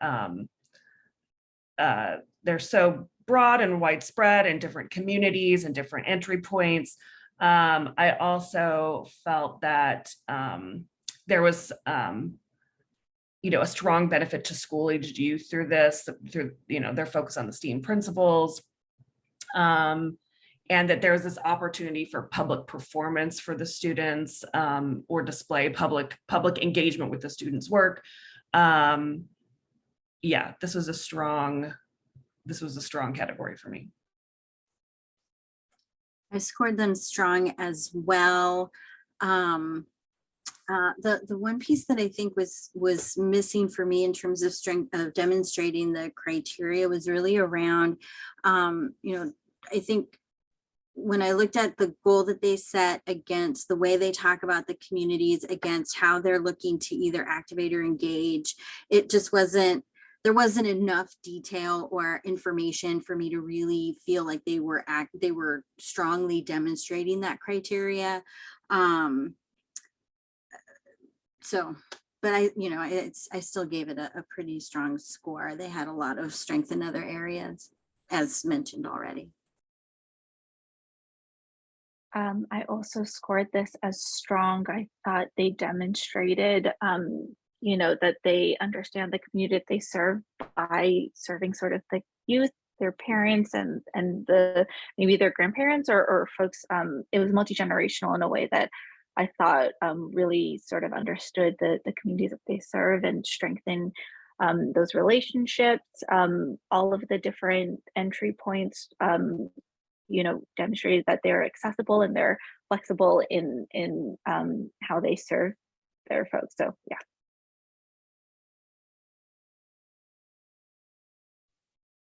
Right, next we'll move on to artistic and cultural vibrancy.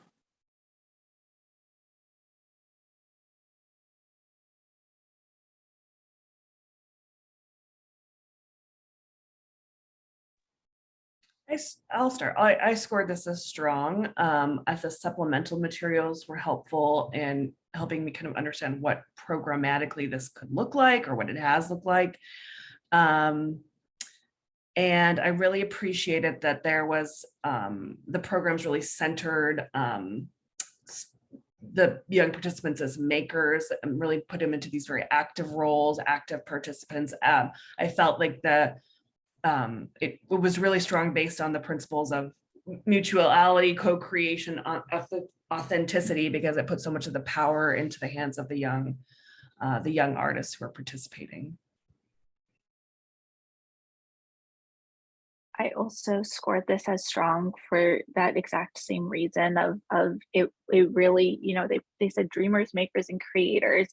And I thought, that's the way to sort of define co-creation and collaboration. I also thought it was building the capacity for, a future rewarding career. It's a longstanding thing, a longstanding project within the school year. They were also really specific about how much time it took, which demonstrated to me that they, were aware of the effect. They just were so aware of this program and how it could positively affect folks and what they needed, within the school day or outside of it on the weekends or whatever. So, yeah. I also scored it strong. And I really appreciated the opportunity for the artists to talk with the students about their experiences being artists, because I think that is part of the pathway that gets built. So yeah, and in addition to all the other comments. Michael Greer, I'm the outlier here. I actually scored this on the high side of weak, and I'm looking through the application here again, because I had a hard time understanding the distinction between the artistic components and the science, engineering, and technology components. And so but I'm looking through it one more time, and I appreciate everyone else's comments, but that was my read of the application. So thank you. And just one quick note there of how CAC defines arts and culture. It does include the sciences as well. That helps a lot. Thank you. And finally, we'll move to organizational capacity.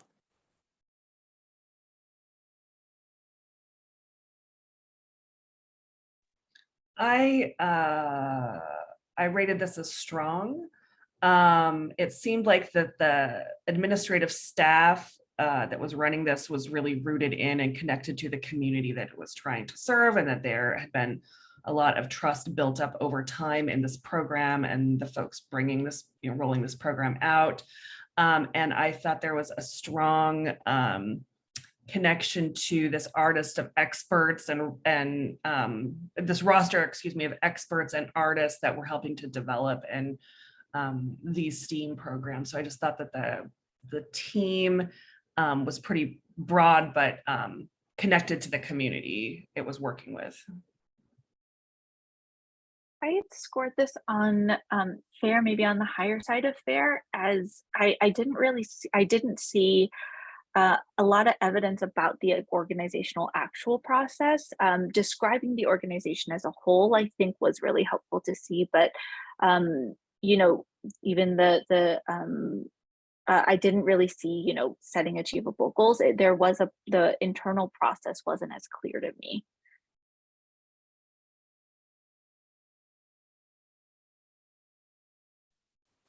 Are there any final comments for Greater Cleveland Neighborhood Centers Association? Thank you. I just went back and did some adjustments based on your definition that I missed, and I will say that I scored organizational capacity as strong. I just felt that the organization was capable of doing what they said they were going to do. Great. So that concludes our time for Greater Cleveland Neighborhood Centers Association. Panelists, please submit your scores, and we'll turn to Délices in a moment.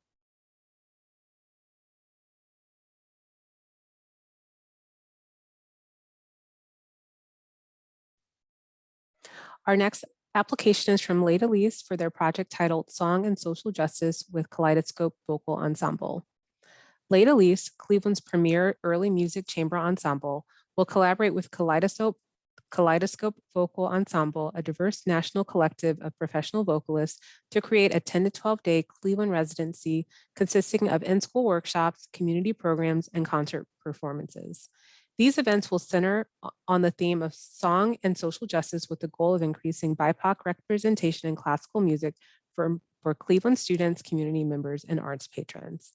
And who would like to get us started with public benefit for this application? This is Michael Greer, and I scored them on the high side of weak because of the lack of certainty around venue, and I thought that had a lot. That to me said a lot, and where they landed would make a big difference on that. So it was hard for me to score any higher than that without that.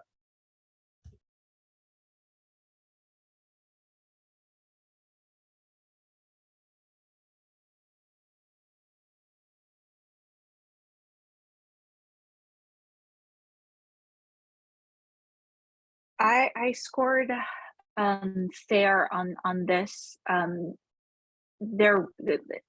I didn't see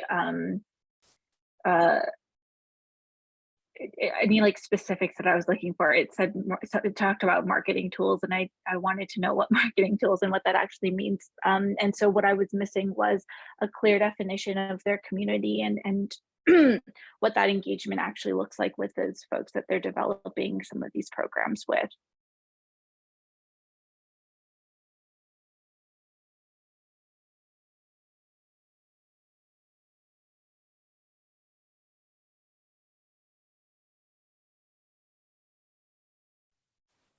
Are there any other comments around public benefit?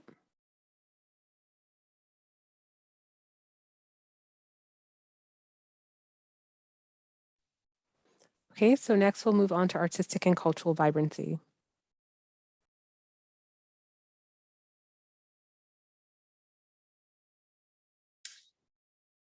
I scored this category strong.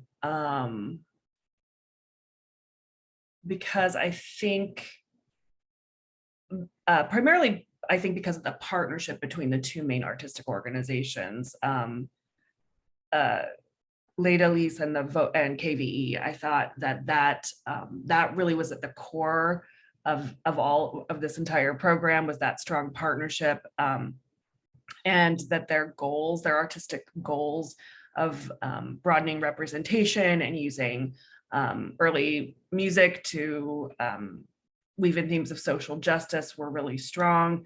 The supplemental materials helped. And I also thought that sort of goal of expanding representation and what that means to participate in classical music was really strong.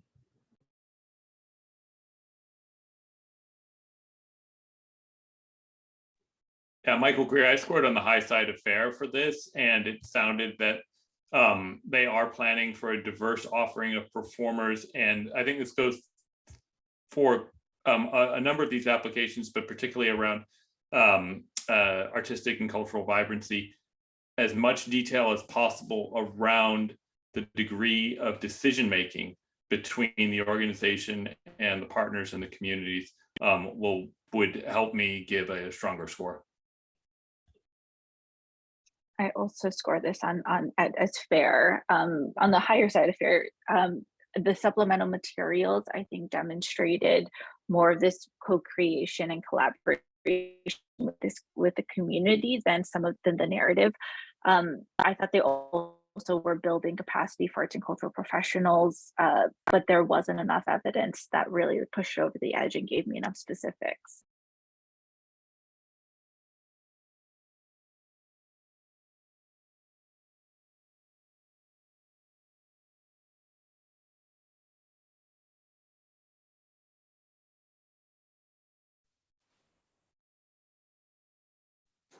And finally, organizational capacity.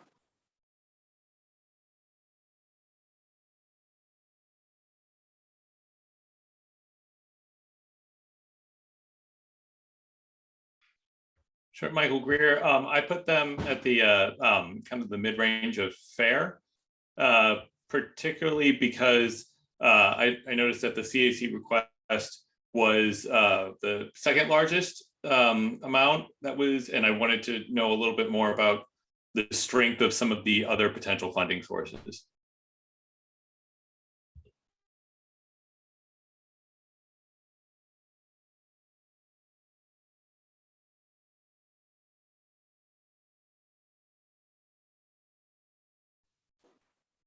Are there any additional comments for this application?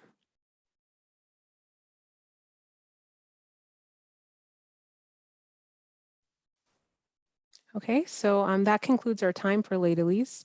Panelists, please submit your scores, and next we'll turn to Local 4 Music Fund in just a moment.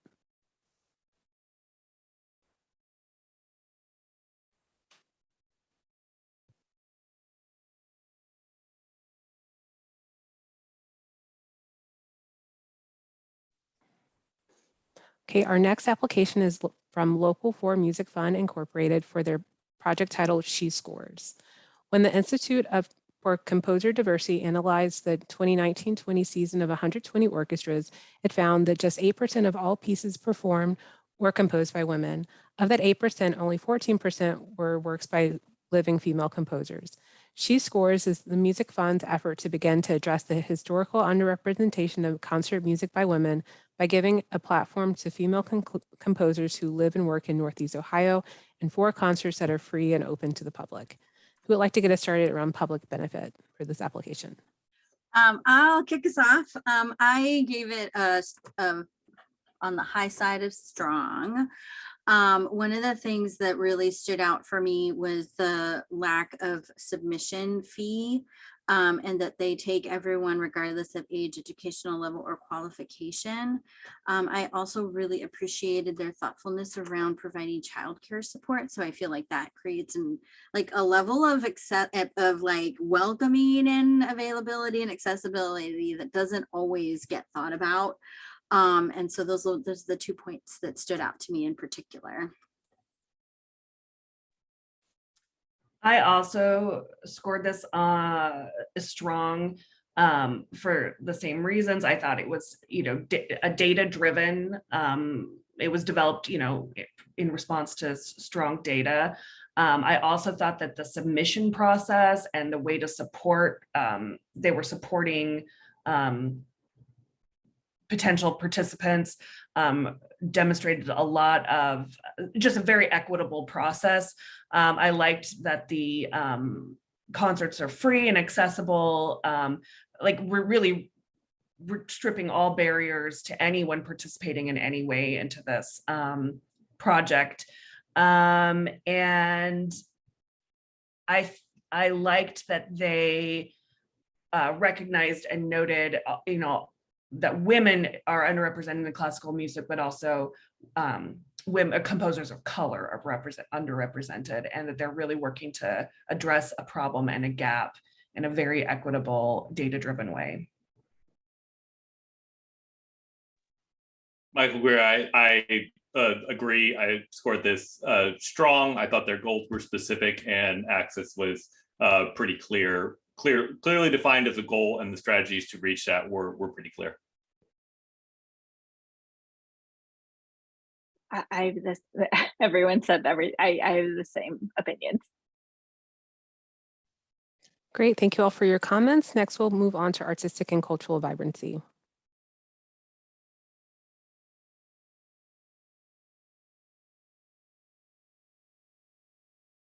I scored this also in the high, strong range. I really felt that the commitment that they have around authenticity, collaboration, I think is difficult to do in this type of setting, but I think inviting that, the use of their equitable principles shines through. I even appreciated their call out in the optional section where they talk about, even though it's called She Scores, they're still very open to non-binary, third gender identifying folks so that it isn't limiting. And some of that has just been there since the inception of the project. So, I really appreciated that demonstration. Yeah, I'll leave it at that. So there's more room for others.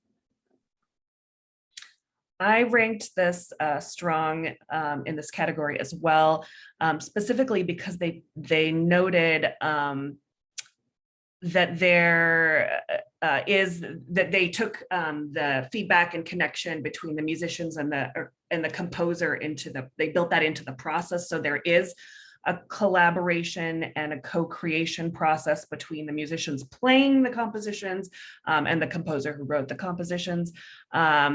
And I appreciated noting that there were a good amount of women represented in the roster of musicians that they would be using for this project, and that they were integrating concerts and talks in, so there was audience participation and feedback. And then just the nature of the project itself is, building a pipeline for future composers, female composers to have meaningful careers. So it's like amplifying and supporting hopefully long careers.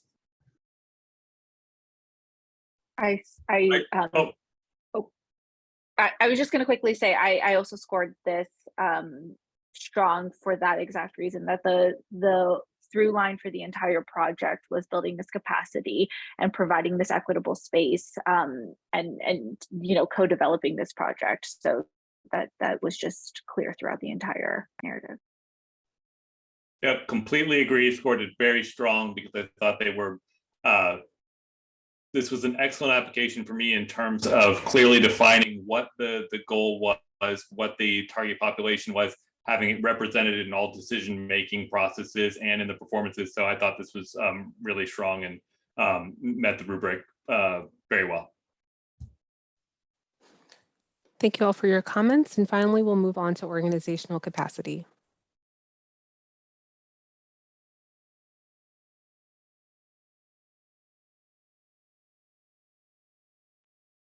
I scored this strong. I did, although I did, you know what, I'm just gonna give a pause.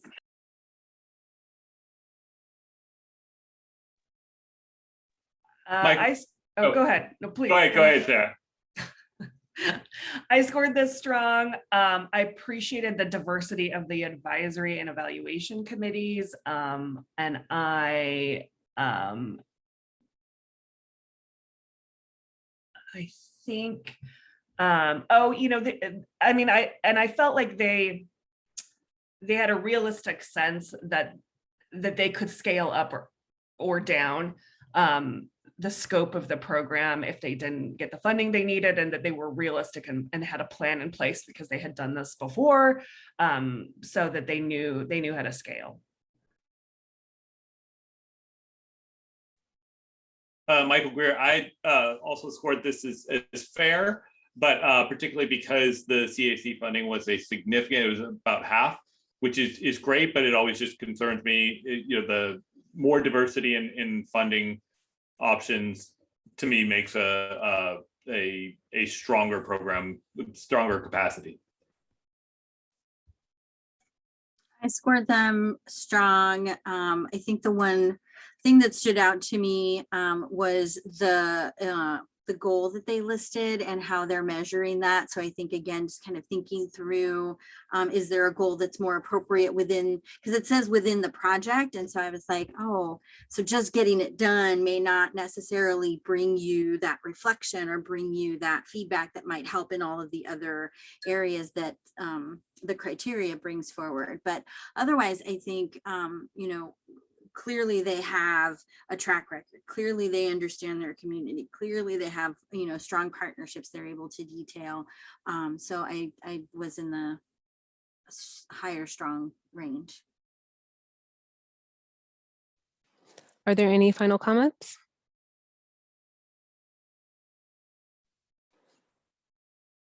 Okay, so that concludes our time for Local 4 Music Fund. Panelists, please submit your scores, and we'll turn next to Mandel Jewish Community Center in just a moment.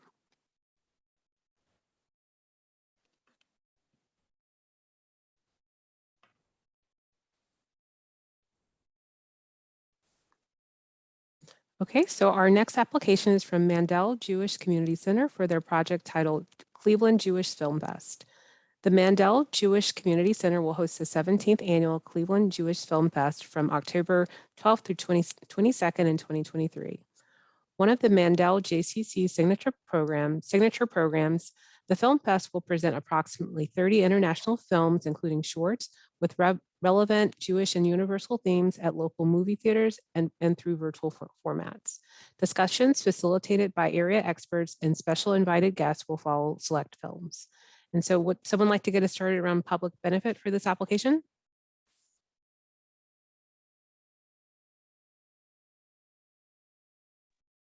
I'll start. I ranked this strong for public benefit because while the audience is very broad, I thought that they wove in a nice balance of sort of targeted audiences that they wanted to participate, such as the high school student filmmakers. And so I thought they did a nice job of balancing a very broad audience for this, as well as targeted audiences. I thought they also were trying to make it very affordable and accessible through at multiple venues and through streaming options, so that there was a real flexibility in how to engage and what entry points there were for this program.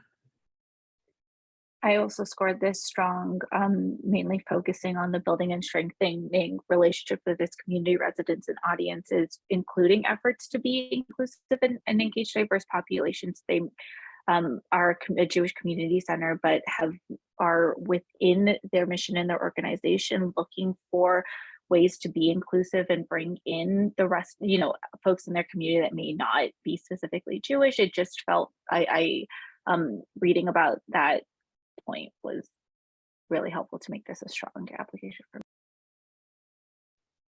Michael Greer, I agree. I scored this on the high side of fair, and the reason for that was particularly around what others had just mentioned about. They mentioned that they wanted to be more accessible and more available to those outside. of the Jewish Community Center. But I wanted to see, and I shouldn't use that phrase, but I did want to see more specifics around how they were going to market outside of the Mandel JCC. And specifically, they said that, so I wanted to kind of hold them accountable to how they were going to do that exactly. I scored them strong for a lot of the same reasons that Sarah and Sarah mentioned. I also, wanted to call out their intentionality around the partnerships that they're engaged in order to reach other audiences, but also in order to just engage with the community in more ways. So thank you. Okay, so next we'll move on to artistic and cultural vibrancy.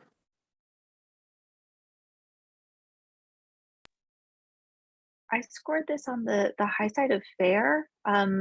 I did not see any evidence demonstrating building the capacity for the arts and cultural professionals and preparing them for rewarding careers locally and beyond. Yeah. Same.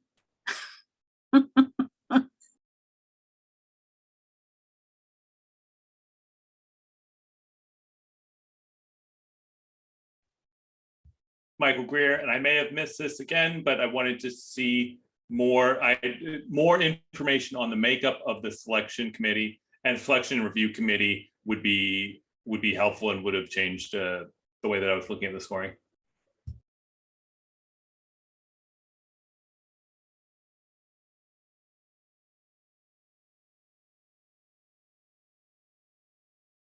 Are there any additional comments around artistic and cultural vibrancy? Okay, so next we'll move on to organizational capacity.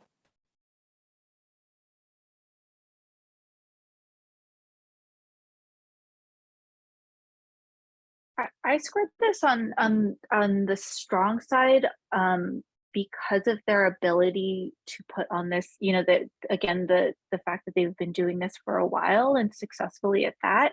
But I didn't see evidence towards, equitably recruiting and retaining folks, sort of what Michael was saying in the last part about who the selection committee is. And I wanted to know a bit more about their interior I didn't see any evidence around their interior internal processes and organization that sort of centered equity.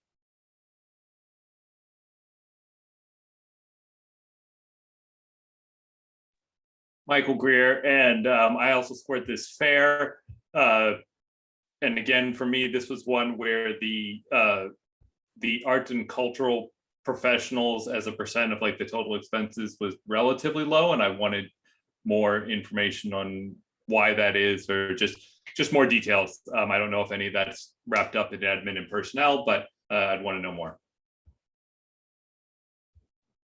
I scored this strong, but I did have a note or kind of a pause at the goal that they laid out to cultivate and secure 2 new strategic partnerships with organizations that work with communities not currently exposed to the Jewish Film Festival. And while that's a measurable goal, I think I wanted, since they had proposed it, to I don't think it was anywhere in the narrative already about what communities those might be. And so it just made me, it just felt like a sort of a vague goal. Sarah, I should have gone right before you because that was the one thing. I scored them in the kind of low strong because I do feel they have a track record. I do feel that they go back to this. Clearly they can implement the project, set and achieve goals. They've got ways to measure. They have I felt that the budget was realistic and appropriate. I also wanted to see information around the recruitment, retention, and employment opportunities. But I think, the folks that are in place are qualified to complete the project.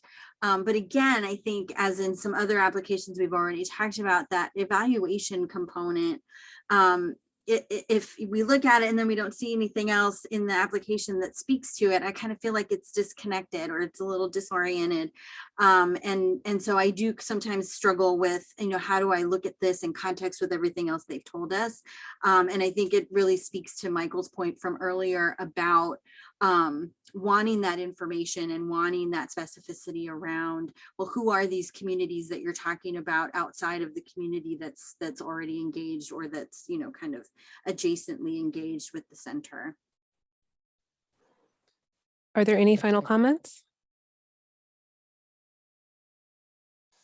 Okay, so that concludes our time for Mandel Jewish Community Center. Panelists, please submit your scores. And next finally, we'll turn to music and art at Trinity Cathedral in just a moment.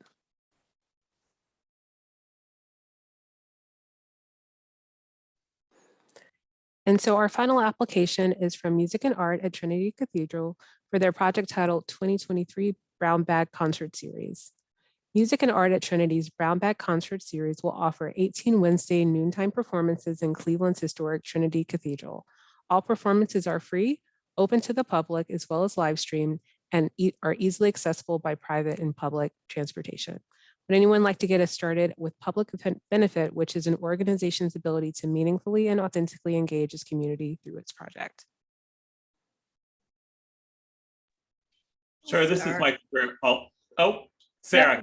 Michael, you go. You let me go the other time. I never know if I've gone first too many times or not. But anyway, I'll go real quickly. I said I scored this very high, particularly around the intentionality to include access, which I thought was more prominent in this application than it was as prominent as I wanted it to be. So that was really good to see, and it also just spoke to it was a signal that they were paying attention to all forms of inclusivity and equity in terms of including different parts of the community. So I scored this very high.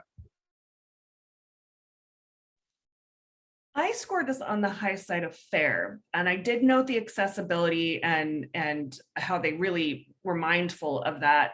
Like physical accessibility, streaming options. But I don't really think it was fully clear to me or demonstrated to me how this program shares power, understands, respects, and engages with and responds to its community. That piece was missing to me in terms of how are they soliciting that information? How are they making programming choices? It's just felt kind of, I just didn't feel that there was that community or that two-way street. It felt more like a one-way conversation. Sarah, I also felt similar around it. I think while they talked about, like their attendance, they're not really talking about that in context to their whole community. So I feel like they're very knowledgeable about who's already participating, but this is about talking about your whole community or how you're defining that community. So I was looking for more specificity around a lot of those same signposts, right? That like, what is it? How are you? And then also the building and strengthening meaningful relationships, right? So I felt similarly, like there could have been more. And Ruby, would you be able to connect your comments to your score, your ranking? Oh, I'm so sorry. Yeah, I scored it on the low side of fair.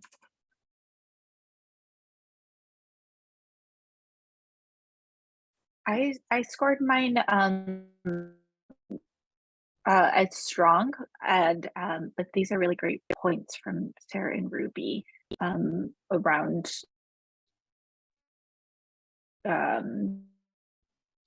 sort of sharing power.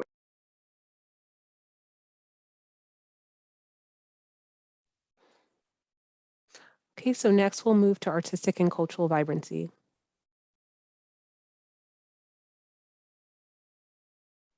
I'll jump in. I scored this on the low side of strong primarily because of the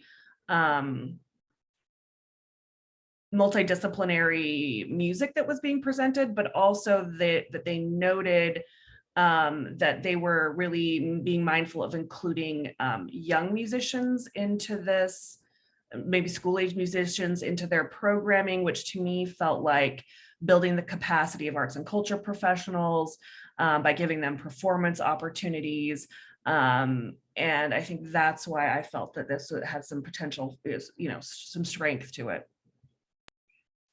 I also scored this section as strong for because they talked about with all of the different musicians, the diverse types of music that they're bringing in, building the capacity for arts and cultural professionals in performing and having a larger audience. They also mentioned paying, which I found, paying union wages, which I don't know is what that means, but they did mention pay, which I found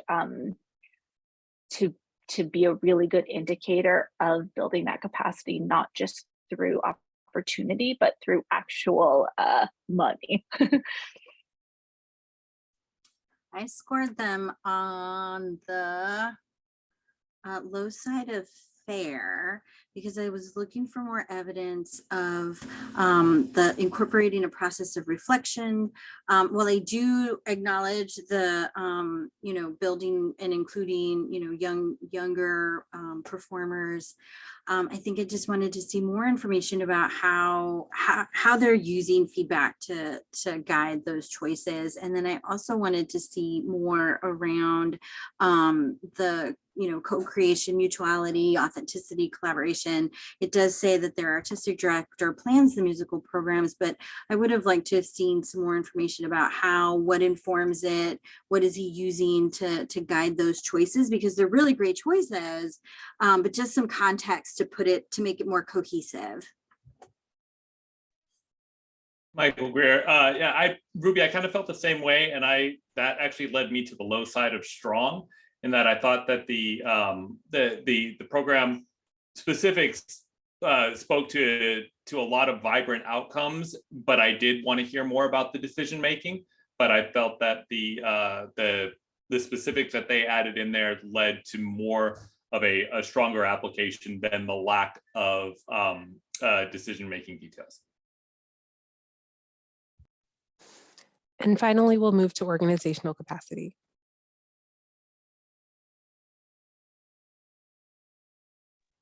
I scored this on the low side of strong, just because I feel like there's a pretty well demonstrated track record and of producing this event, and then even during the pandemic being able to maintain it, keep it going and pivoting, and then using some of what they learned to make it an even more accessible event when they came back, and that their budget seemed appropriate for what the series is, and that it's very accessible. They're always being mindful of accessibility. So I just felt like that the individuals involved could carry out the scope of this program. I also scored it strong for very similar reasons. I don't have anything else to add. I scored this fair. I didn't see evidence of evaluating internal and organizational processes. But yeah. I also scored fair, particularly on the wanting to be clear about the diversity of voices in operational leadership. Are there any final comments? Okay, so that concludes our time for Music and Art at Trinity Cathedral. Panelists, please submit your scores.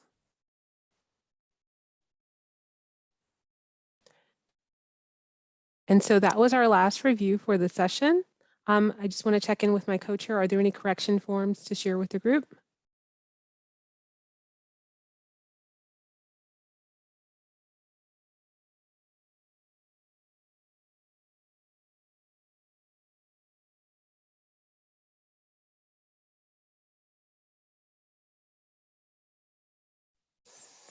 Okay, so there are no correction forms. So I just want to thank you to our panelists for all of your thoughtful comments and your participation today. And I'd like to give each panelist a moment to share any general feedback around this process or applications, and to remind audience members that they can, and also for audience members, you all can do the same via our online public comment forum at cacgrants.org/live. So again, for our panelists, any general comments you'd like to offer to the applicants and the applications that you reviewed today. And so I'll start with Michael. I had the top of somebody's list. Great, really strong applications. As Csa Weber mentioned, makes me want to get to Cleveland sometime in the near future. But yeah, it's really impressive. It looks like a very vibrant and exciting arts and culture community. And also, I'd like to give a shout out to CAC for a really well organized panel and process. I thought that the rubric was fantastic. The materials were fantastic. Just the organization behind the panel was wonderful, and so I really enjoyed being a part of this. My one, I'll take one. One, yes, I agree. Very vibrant community. I love being part of a panel because I get to see what's happening around the country, and it's just really exciting. I would like to suggest to applicants, really think about what the word diverse means to you in the context that you're using it. So a lot of folks will just say diverse voices, diverse backgrounds, diverse music, diverse. But without understanding what that means, it makes it hard to put the whole response into context. And being able to be specific really reinforces and helps further demonstrate your understanding of your community and your ability to really be responsive. So I really would encourage you that if you're going to use diverse, pause for a moment and ask yourself if there's something more specific that you can say.